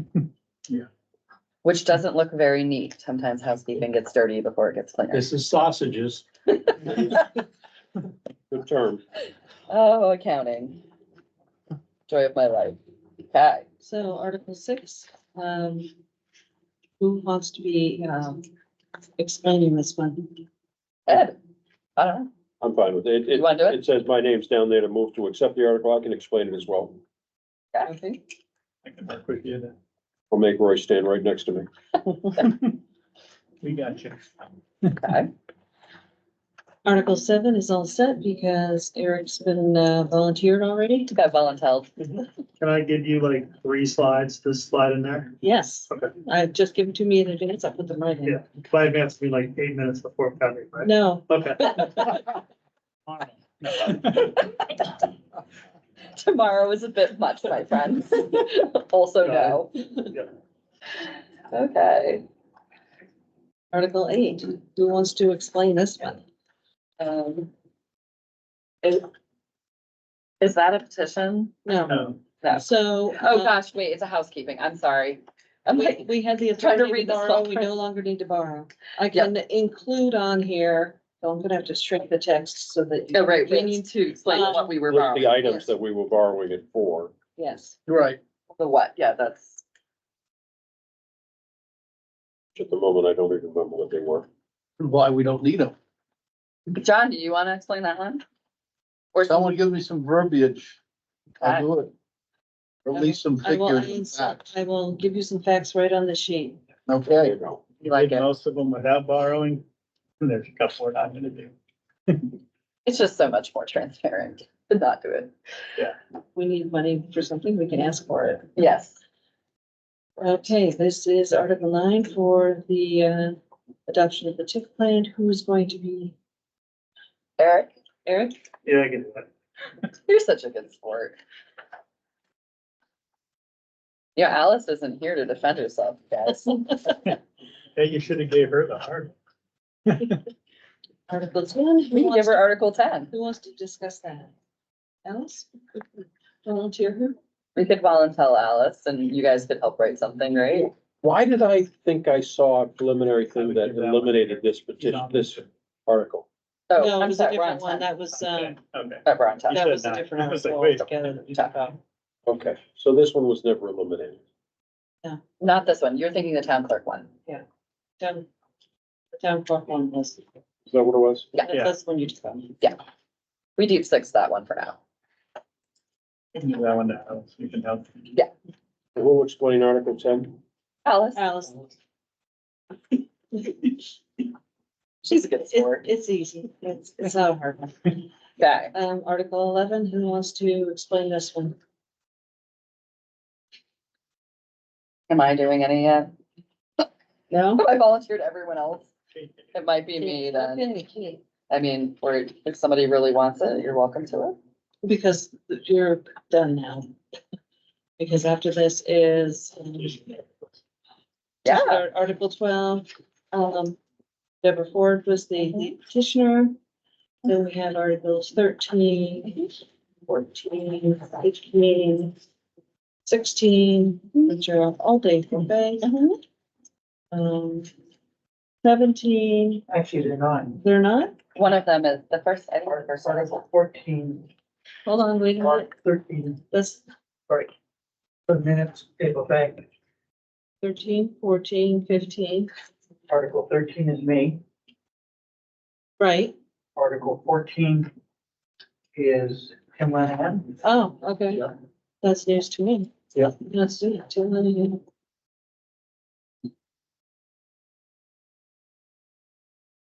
as is Article 15. Okay, because your name was on the petition.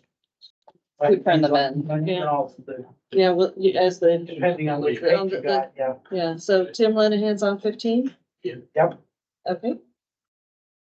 And 16 is Martin Tarantella.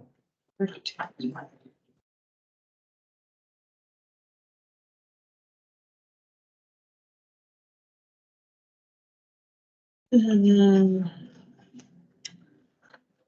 17 is, the person who turned that in was Lisa Buck Rogers. Okay. 18, Adams Carroll of Advanced Transit is a non-resident who, would obviously have to be allowed to speak by the body. Have to do it at the beginning. But, there is a backup plan if they don't want to let him speak. Then there's 19, which is the last article, and we'll get in, and then I have, on Article 19, the Energy Committee, I know, wants to do a presentation. Lindsay, did anybody else come to you with wanting to do something after article, at the end of the meeting? Not that I know of. And really they should just be going to the select board. So, Okay. not me. But no. And anyone can stand and approach the mic at that time, but if they want to share, they really should get it in ahead of time so that we have it in digital format. Okay, so that's it. Can I ask a qualifying question on one of the articles? What the Can I? Sorry. Go ahead, Lindsay. Sorry. Yeah, so I just had a question, back to the Articles 3, 4, and 5, and I'm happy to discuss this when I'm in the office tomorrow. Because they're all sort of related, and I think they're all CIP. I know Lee Carrier used to get up and do a presentation, you know, and kind of cover all those things. Do you think it gets confusing if they're all related, to, I just, you know, That's why Dan's doing them all. So I think it's a little different because in the past we've had CIP articles that were breakout CIP articles. These aren't, Article 3 isn't a CIP, it's actually dissolving unrelated funds that could be related to CIP. So that's where it gets complicated. I guess I just saw the notation of, like, you know, article and what 5 is amended if Article 3 and 4 pass. I don't know, is it worth doing one presentation that's going to allow voters to know how to vote on 3 and 4 and, you know, think about all 3 of them and then kind of reiterate, or not to take more time, but just to keep the confusion down, like go over how they're linked? Is that, you want, then you could do all of it. I think it's fair if you do, then you can use Article 3 and 4 to mention the John, I fact think you just got off that the we're hook. doing Article 5. Yeah, we can put. Say the reason for this is so we can introduce Article 5. Right. I mean, that's just where I think, just to not confuse people, even like when you're keeping the numbers the same, you know, we're talking about like just the language to raise and appropriate. People often will go, oh, now that's going to be more taxes, right? Because that's the language itself, even if it's like, oh, this is already money and we're trying to dissolve it, or we're moving it around. So I think doing something that kind of talks about them, and then maybe whomever is signed up, I forgot who. So like whoever signed up on Article 5. We're doing consolidated, which lets John off the hook. Yeah, but it also, they can just go, just to remind you, this will do this, you know. This is the consolidated slide, and then we'll go into each individual. But it might behoove you to just show what's happening overall, if like all of this is the sausage being made. To use Dan's I like words. it. You guys game? Yeah. And that could be the town manager. Ryan used to do that, you know, or Lee used to do that No, when it was Dan. just CIP. No, it's Oh, Dan. We oh, already no, Dan, nominated all him. right. We voted on Dan and it was unanimous. There's We a nice little volunteered Dan, and he podium. was You'll fabulous and agreed. come right on up. Basically, I'll say, when Article 3 passes, if you look at 4 and 5, we're gonna have to amend them because this money is going to be lowering when it comes out of 5.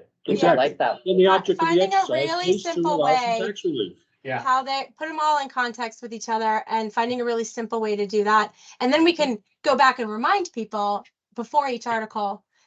So you can just hang out up front. All right. Yeah. All right. So, Thank you, Lindsay. Sharon was next.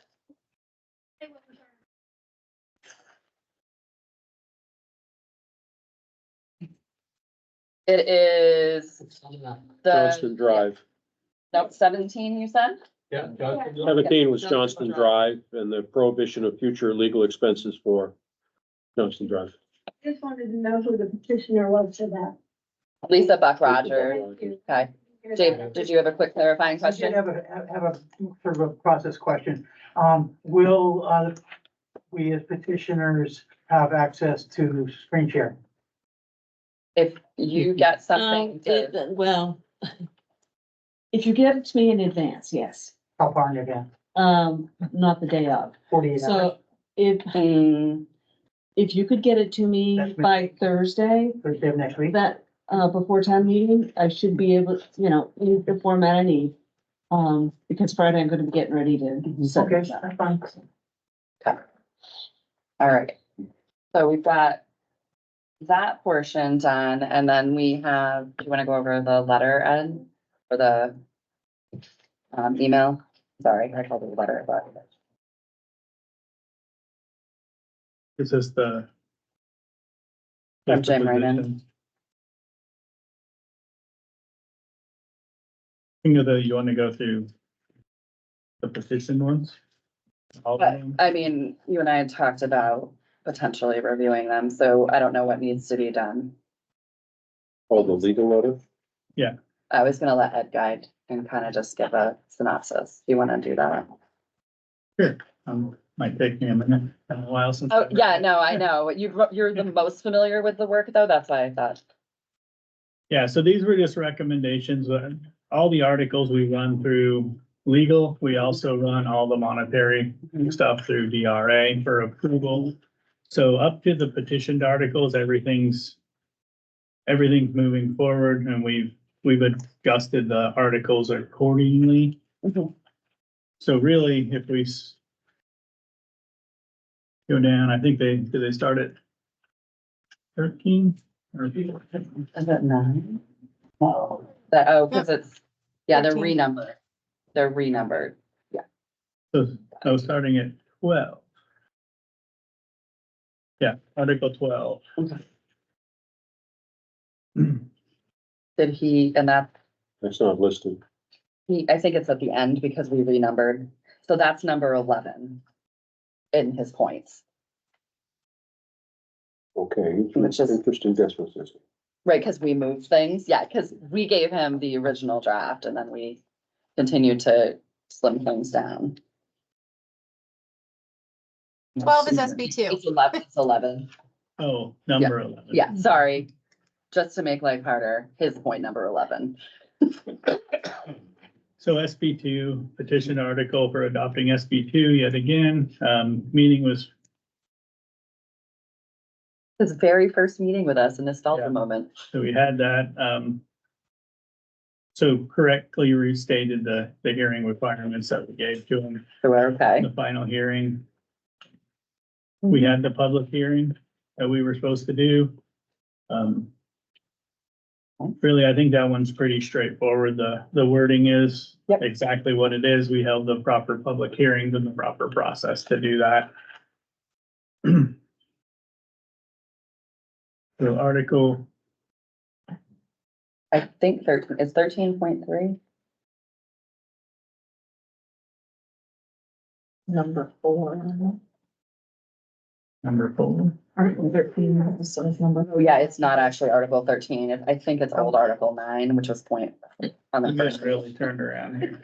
That's why I'm using his number, the big numbers and the furthest left column to call out his points. Oh, header page, flip one So more. Article 9, Oh, yeah, no, that's, no, flip your page over the whole pile. Okay, flip, yep, there, number 3, number 3. which is Article 9. That is now Article Okay, 15. Article 9, the CRF. Sorry, you guys, it's continuance. a difference, just so the audience is clear. When we start out, everything gets a temporary article number, so when we send it out to the lawyer, it goes out with Well, those we don't have temporarily. your, And this so isn't we're, the- this isn't the full thing, so. oh, fun. It's not Yeah. the full thing. This letter from him is not the full thing. Well, it just says following what DRA approves as the general. Oh, no, that's not the petition article 3. Oh, okay, that's not, no, sorry, that's the town one. So that was okay. So do we have, cause, oh, good lord. So number 5. Oh, it's It 5. I'm is- so sorry. Petition limiting. Yes. Yes, you're Okay, correct. there we go. Sorry about that. No. We need, Article Yeah, limiting okay. CRF. Yep. Good lord. so the I the actually knew article more when I limiting did. look at CRF, the attorney, and we can let him explain this more at town meeting. it. Mhm. But he says that this is an advisory, non-binding article that the town meeting, the legislature, the residents of town meeting do not have the power to restrict previously approved capital reserve funds unless the meeting votes to discontinue under RSA 3616 or change the purpose of 3516, either of those actions or stating. So really what that's saying is that the residents of town can either give the select board the authority to spend or take away the authority to spend, but they don't have authority by the state to limit the amount of spend. Question on that? Yes. Did he say that changing to rescind would be a change in the subject of the article or not? Because it's still related to CIP. No, because that'd be definitely a change of subject. It's not that it's related. And I can let tangential him to CIP. answer that question for He'll you, answer it. but really what he had told me when we talked through this was that, you know, you only have statutory authority to do what the law says you can do. The law And the says law you can doesn't say rescind it, you though. can limit it, but you can rescind it. Okay, so it can be rescinded and that would not change the subject. Because it's still related to CIP. I don't know if you could modify this petition article to say that. I'd have to let him You answer can that amend any question. article. Right, but But you it has can to stay only, within the yeah, Sure. confines. So I can't You can answer amend that legal question. the for you, intent, but not the subject. Right. So, If you want to work with me, we can get that answer beforehand, Okay. but and I'd remind everyone, you, in New Hampshire, you can change the intent, but not the subject. And the non-town example we've given in the past is that there was once upon a time, and not so long ago, an article to fire the superintendent. And we changed it to commend the superintendent, right? So that's the kind of, the subject is quite clearly superintendent. Most things have prescribed legal wording. That was a petition article, to give an example. Yeah. So, okay, on to, so 14, we're gonna match up. petition article to restrict annual expenditures from the unassigned fund balance. The conclusion was that this article does nothing, that the town meeting had already adopted RSA 32-511, which the legislature changed a couple years ago to add the sentence in there to send town purchases and sales of land to the Conservation Commission and Planning Board. So this has already been adopted by the town. This I think Article 14 is about the unassigned fund balance. Oh, sorry. I got them confused. So the unassigned fund balance, he said this article does nothing. Annually expenditures already require town meeting approval. And we already take those to town meeting for approval. Okay. Good.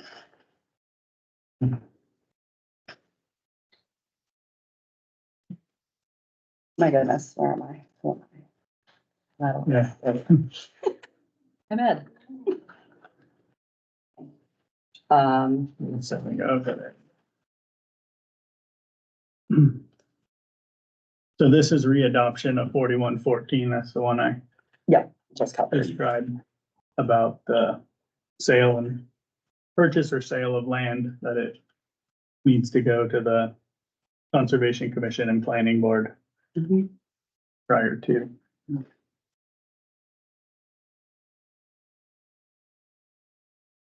So like as he said in Article 7, that the town has already adopted RSA 4114A in 2019.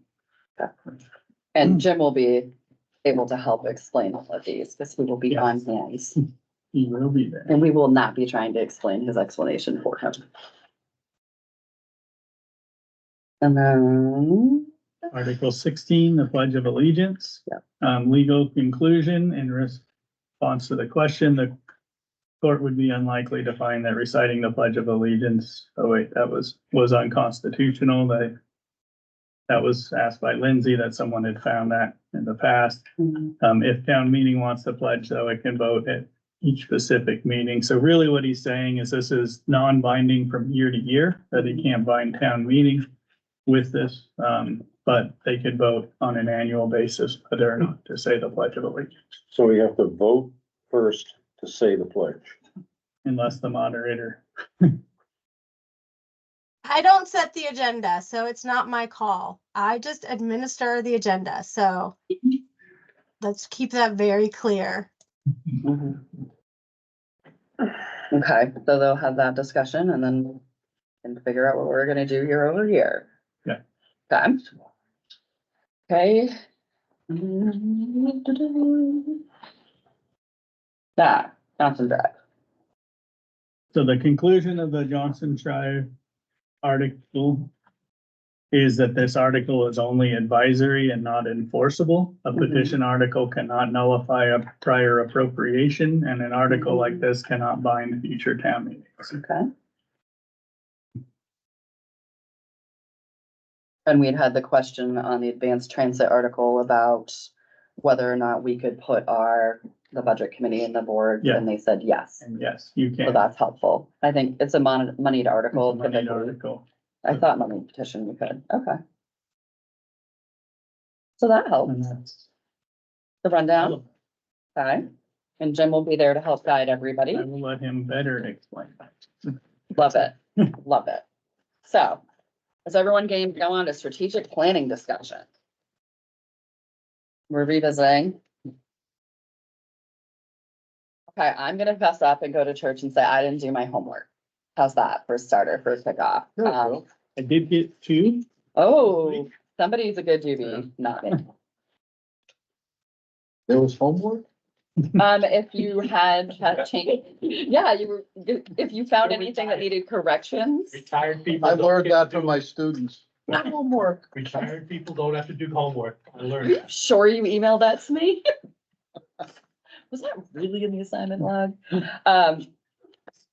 So I think Ed and I discussed one way to take this is if you were fine with the overall content, but thought maybe you might want to throw a comma at it here and there, that we could approve it subject to like minor grammatical corrections. Did you, anybody have I content had one submissions? Okay, line okay, let's hear it. I missed that completely. Sorry, it's the strategic plan. So let's hear Eric's line. You have it? Of course Eric has it, so, oh, cool.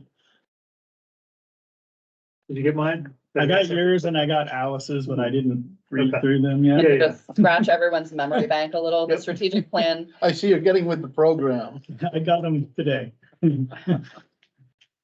It's hard for me to comment on things which I was, as we divided into little committees and we each had a little section. I don't feel it's fair for me to comment on the sections that I wasn't involved in. In other words, seeing it here in writing might be the first time that I've seen what another little group did. Well, we talked about them at the meeting, We but if did, you briefly. really disagree with something in there, but Not disagree, but if you think it should be worded. you know, little a bit- minor point, for example, under public safety, page 3. Strategic initiative number 1, develop Enfield's fire and EMS to meet current and future needs in a more robust way. Excellent. This will include full-time staffing or strategic partnerships. Or, yeah, You know, this may include. right. So dictates of policy are a little hard. I just like more flexibility in the guidelines, because that's what it is. It's a guideline. I would say though, because it's an or statement, No, the first part is not an or.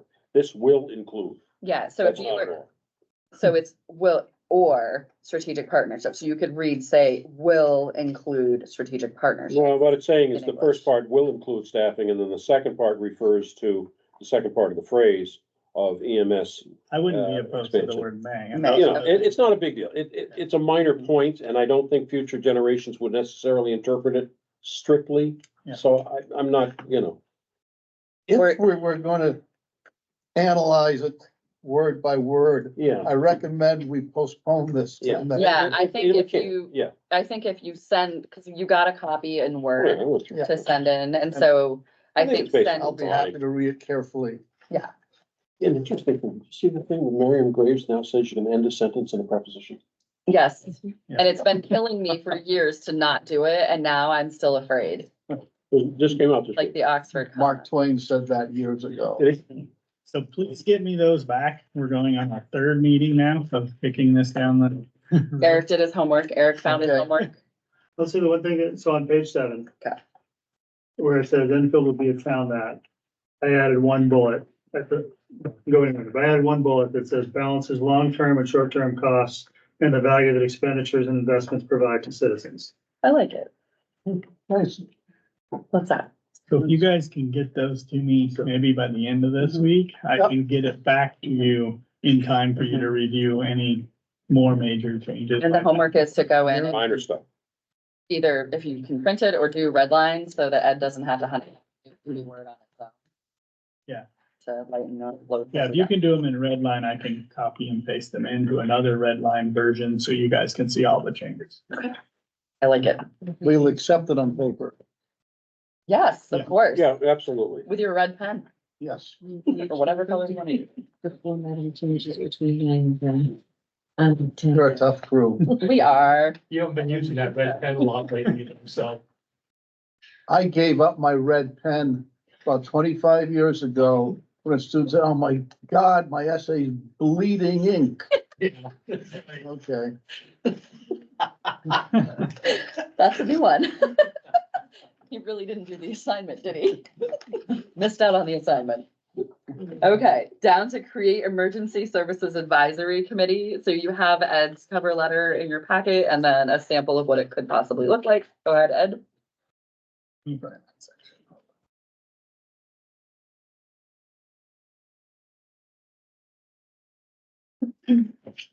So I talked to each of the chiefs over the past 4 to 6 months, maybe. You wanna come up? You wanna come up and hang out with us? You're good? About this, as you guys know, it's been brought up a few times and it was also brought up in our strategic planning. So I put this letter together, kicked it back and forth with the police chief a few times and then put it in the packets. And at the same time, I sent it to the fire chief and EMS chief. So they didn't see this till it was in your packet. So I did invite them to come if they wanted to make any comments or changes to this as we're, I guess, formalizing it, if you will. But really, the overall of this is to create a 7-member board to really analyze all of our emergency services, to assess the current structures, evaluate the adequacy of and accessibility of equipment, technology that they have, review protocols, understand, and I made sure to put it that way, understand the training. You know, they're not gonna dictate training, but just understand what people have to go through. A lot of this is state and federally mandated trainings. Solicit input from stakeholders and community members, identify best practices in the area and different departments and benchmarks across the country, investigate budgetary allocations and fiscal management practices, and then develop a comprehensive report for the select board, making recommendations for the future. That's really just an overview. Looking to put a committee together to help study emergency services, where we're at now, what other options are available out there, and what they recommend moving forward for the town. So you're asking for 7 members from the public plus the non-voting members. Yeah, I did put in there that the, myself, police chief, fire chief, and ambulance chief will serve as non-voting staff members to help get information, provide information about our departments.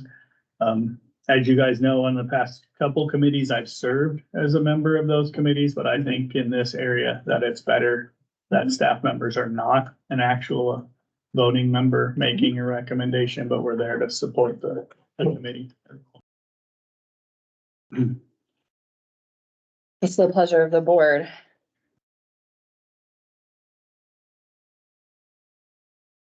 Are you good with the committee charge, since you're the chief that's here? Fine. Fine with it, okay.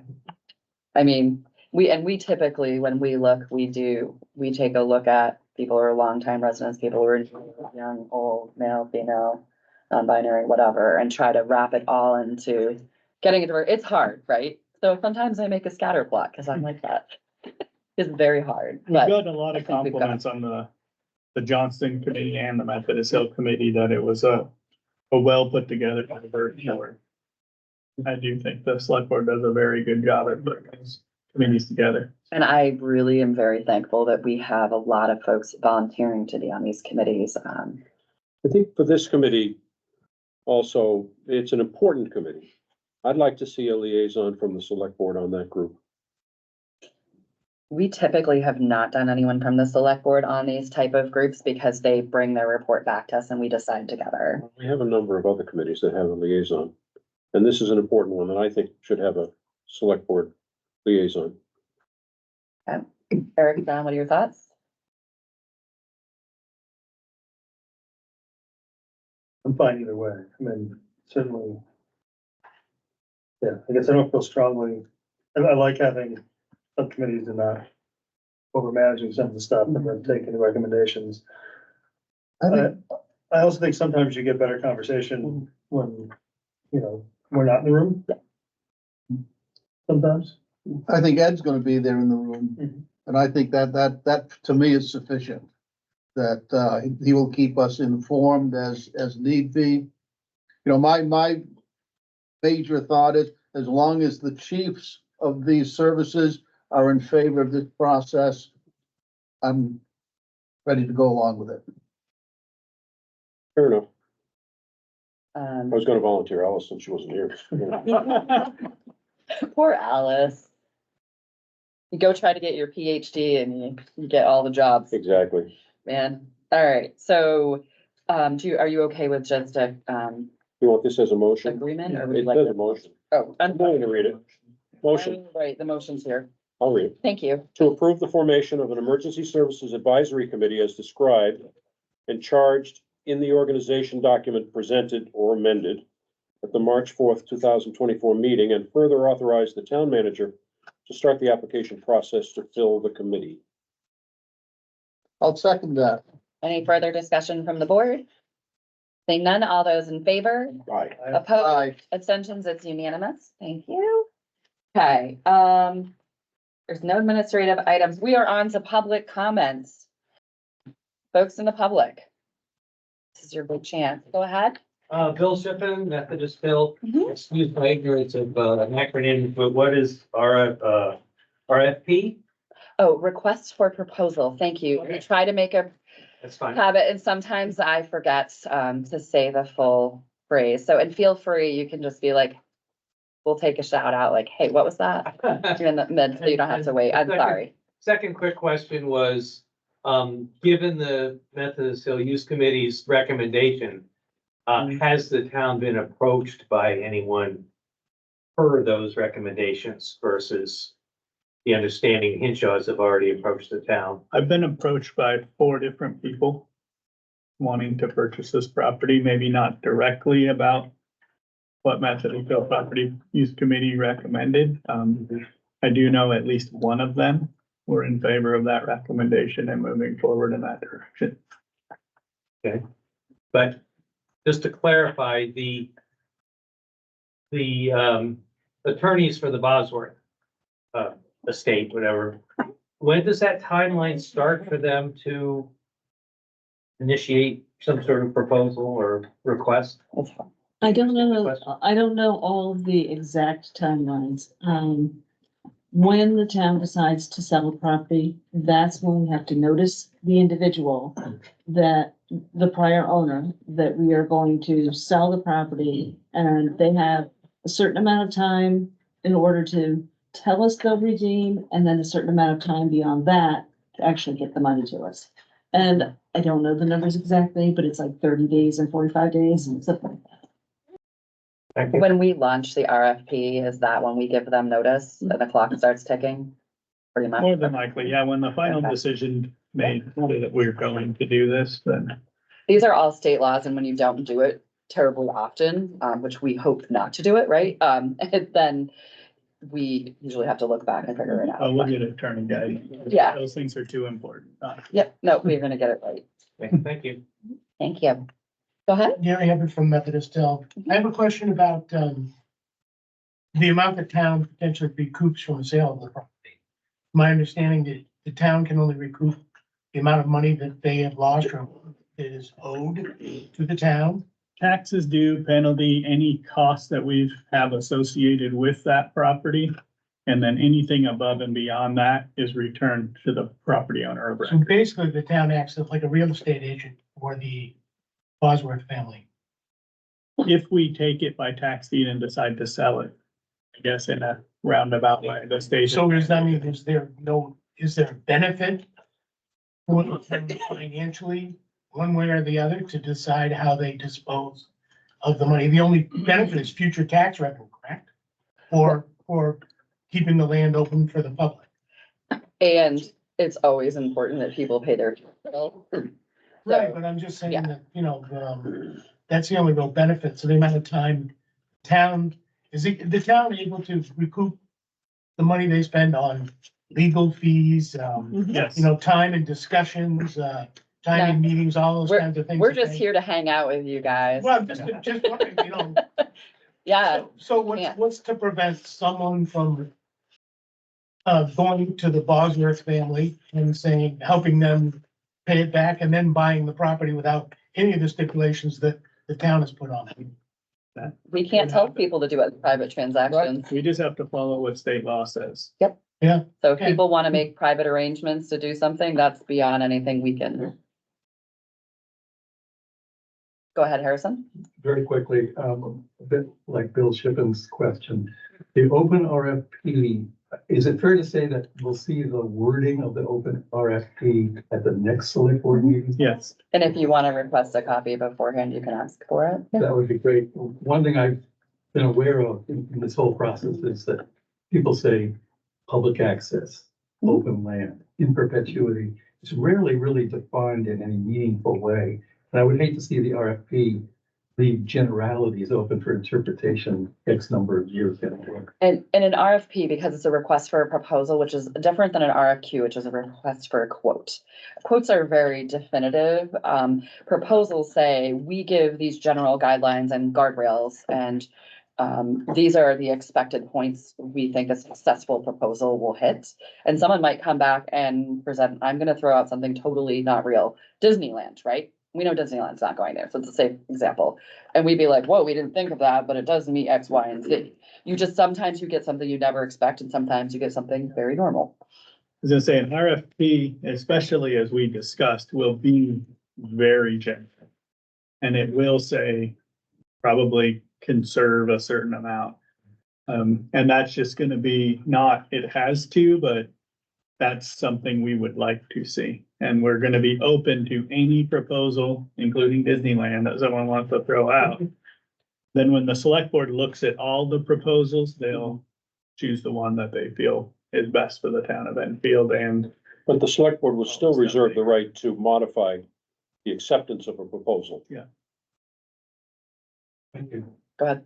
I was just wondering where someone would get an application or for the board, for the safety.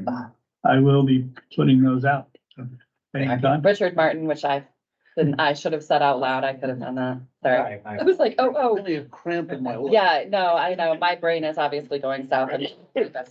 Are there other public comments from folks? Okay, public comments from folks online.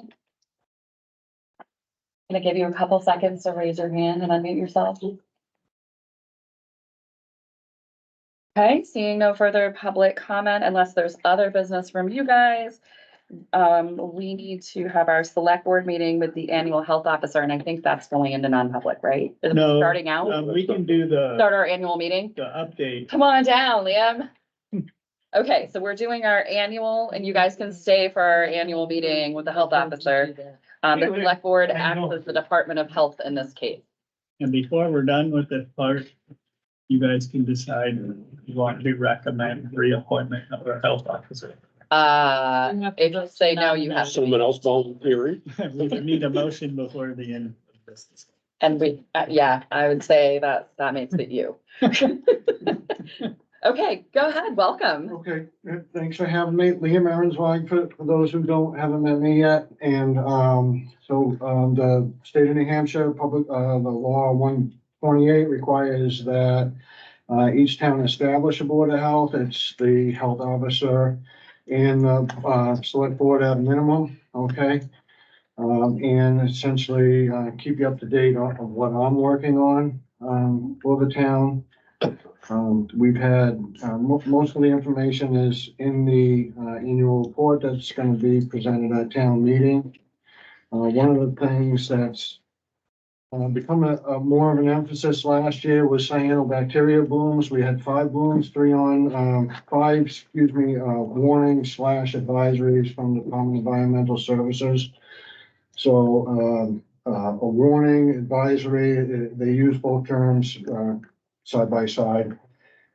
Those are put out when the concentration levels of the bacteria bloom reach a certain level where it becomes toxic to people and pets. The advisory is to inform people that there's a hazard in the water. It's not a closing of the lake. It's not a prohibition of use of the lake. It's informational, let's say, to the public. So that we had 3 on Crystal Lake and 2 on Muskoma Lake, which is an increase, quite a bit of a statewide. There was an increase in cyanobacteria blooms. Some of that may be due to increased biological reasons, and some of it may be due to increased awareness on the part of the public that what they look like and what they do. The state has a cyanobacteria plan for the first time rolled out this year. Going to be focused primarily on education and stormwater runoff. So it's just being rolled out. They've had some informational, one informational webinar, and they've got another couple coming up scheduled.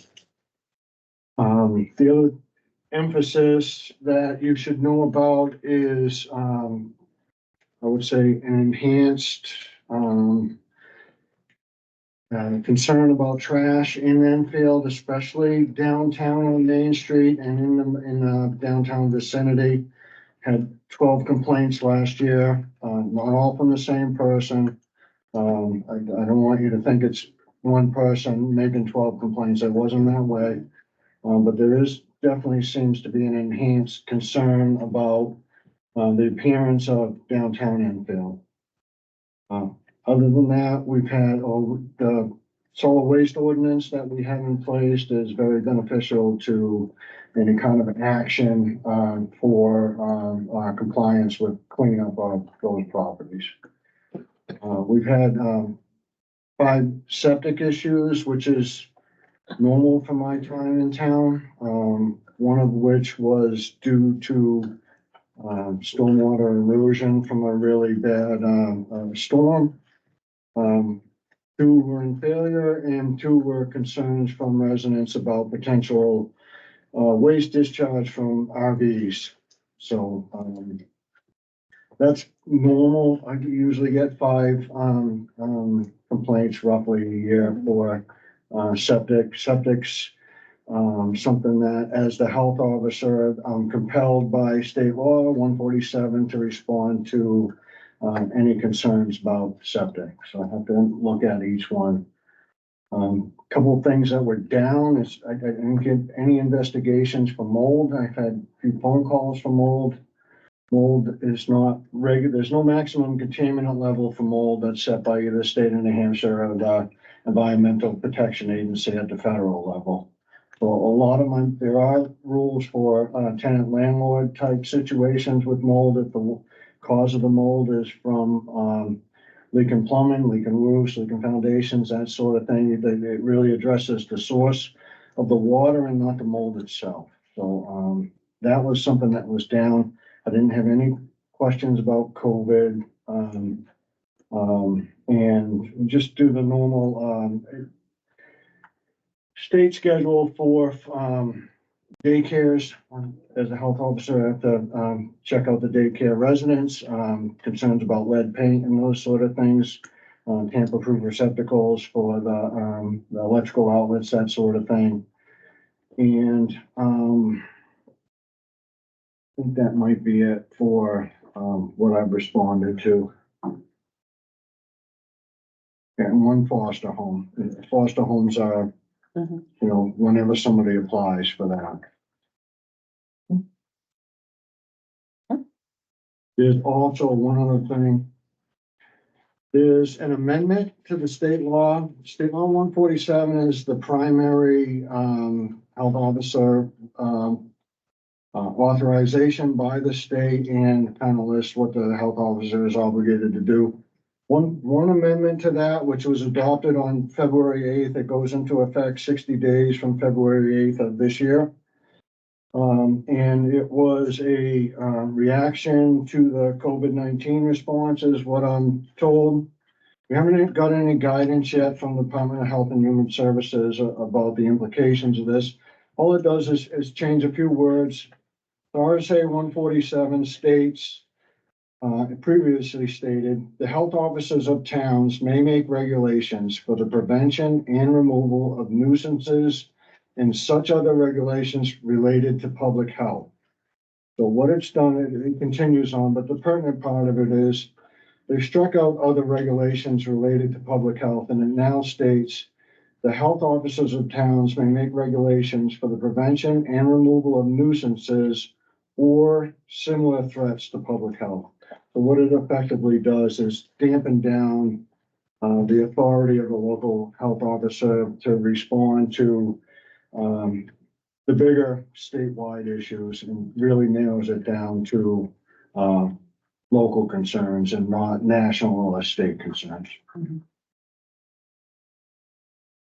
You guys have any questions for Leah?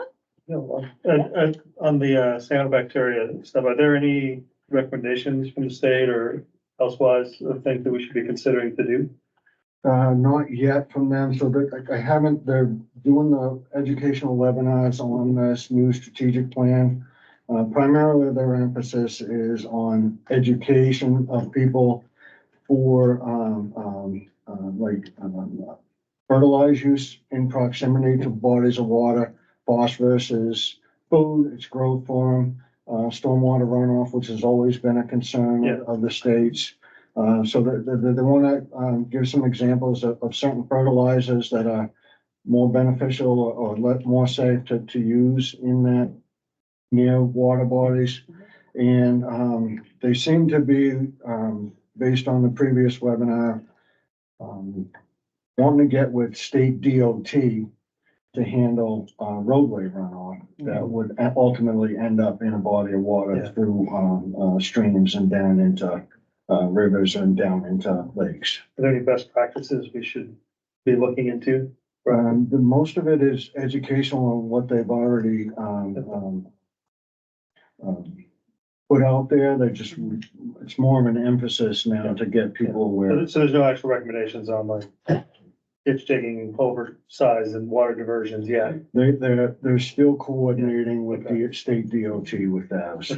Yes. Could we maybe arrange it with the chair of the Conservation Commission's agreement to have you come and talk to them? Because they are working on some stormwater runoff type items, and they might be a good vehicle to take some of the information that you're learning as it comes through and take it out to the public. They did some nice pop-ups like at the market and really hand it out. The other educational aspect that they're emphasizing is that the state rolled out last year a healthy swimming mapper. So which beaches, bodies of water are affected. The state won't close a body of water other than a state beach, which will be at really within state parks or at the ocean. So, but they do have now a website with a healthy swimming mapper, which alerts residents to where warning advisories have been issued, and prior to warning advisory issue, that they'll issue an alert, which just lets people know that they're testing that body of water, and they don't have a concern at that point in time, but it may be forthcoming depending on the results of the test. When there's an outbreak at one of the lakes, is there anyone who conducts any sort of investigation to try to identify a potential source? According to them, it moves quite a bit around the bodies of water. It can be wind blown. So it's hard to locate it. If it's in one section of the lake, it doesn't mean it really originated there. It might have been blown into that area and just got a foothold at that point. So the state just tests for concentrations. They don't test for the source of it. What would be the benefit, if any, to conduct a potential survey of lakefront owners to identify the status, whether they have any sort of septic system? They're not gonna tell you. So the state has a website, Subservice One Stop. It's difficult to navigate. They have an alert, not an alert, a notification on that website that they're going back through their records and updating them to electronic files now. So to answer your question, the information you're talking about, it should be available in two places. One, in the town's property file, if it depending on the age of it. So the state septic laws really just came into effect in 1970. Right. It was 68, I think, on islands, 69 in proximity to water, and then 1970 for the rest of everybody else. So if it predates that, there won't be any record of it, and it's not likely to be a record in our town property files either. But the information you're asking for, if it's available, would be available in either one of those two places. When someone updates their septic, you get a copy. Yeah, so that newer stuff would be. I get notified. That's good. The town clerk gets notified first and shares it with me. And maybe we're inviting to the lake associations to that conservation commission meeting. Yeah. Because those are groups that may actually have more, I mean, they have a very real interest in. They have a pretty robust system of getting Yeah, the they have a testing real done. interest in learning about. I'm in frequent contact with both of those lake associations, and then they're aware. When I get notification from the state that there's information out, I share it with them. They often already have it. They're in direct contact with New Hampshire Department of Environmental Services. Kate Hastings over there does the healthy swimming mapper and handles the warnings advisories for cyanobacteria blooms. And they are in direct contact with her already. They are very well informed as it is, but I am in frequent contact with them during the seasonal months. And I would say we communicate with them as well. I mean, I get that DES email and, me and Martha or the Greens will talk if we need to. And That makes sense. Other questions or comments from the board? No. Okay, go ahead, Dave. Liam, in your interactions with the state office there, you may want to mention an episode that happened at the end of last year where there was an unreported bloom at Mascoma Lakeside Park. I went home, got a jar, and collected a sample, and it was I left it at the town office, and nobody ever picked it up. We did notify them through the computerized system, which is definitely not user friendly. Finally, after a month or something, what was it, Elisa, that we just threw it out? Oh, yeah, I don't remember. Something like that. It just, because it was so old and useless. Is it? I wouldn't think the town office would be the repository. Do they have a repository? No, they gotta take it to the state. Oh, so you had to take it to the state and you dropped it off in town? Well, I wasn't going anywhere near Concord in the next month. What the lake associations often do is send it to the lab, test state accredited testing lab that they're familiar with. So in the But they future, didn't provide that information anywhere on the website that I saw. I think it's been updated recently. Okay. So I think the process has changed slightly because it's just quicker to go direct to the lab and then the information gets out quicker. Okay, well, I At mean, least Yeah. that's what happened last year. and if you, I mean, I know you don't live on the lake, but you do know Martha Rich, so if you ran into it, I think she has the best, most up-to-date information. She's usually on top of it. She is. Especially for that, because we don't I want to think miss something. either they were out of town or something like that. I know we tried to reach a variety. So we still need to go into non-public? We do, yeah. We do. So if there's nothing further for the health officer, I need a motion. Oh, right. This is to nominate. should needs to be done in public session. So I would entertain a motion. We need to appoint both our, You're nominating them for appointment. by oh, the state. nominating both of them for appointment by the state. Do we have such a motion? So moved. Second, All in favor? Aye. aye. Opposed, abstentions, it's unanimous. Thanks for taking this on, Leanne. You're saying, Thanks very much. so, in accordance, with RSA 91-A:3, Roman numeral 2, small c, health officer issue that could adversely affect the reputation of a person, and small a, for town manager annual evaluation, we are going to go into non-public. So I think we'll start with everybody here and then do a breakout. Is that, And I'm gonna add L, oh, in L. explain a What is legal opinion that I received. Oh, L, legal opinion. Okay. CAL. And we will break those into Small L. three Figure that. separate. Yeah. Okay.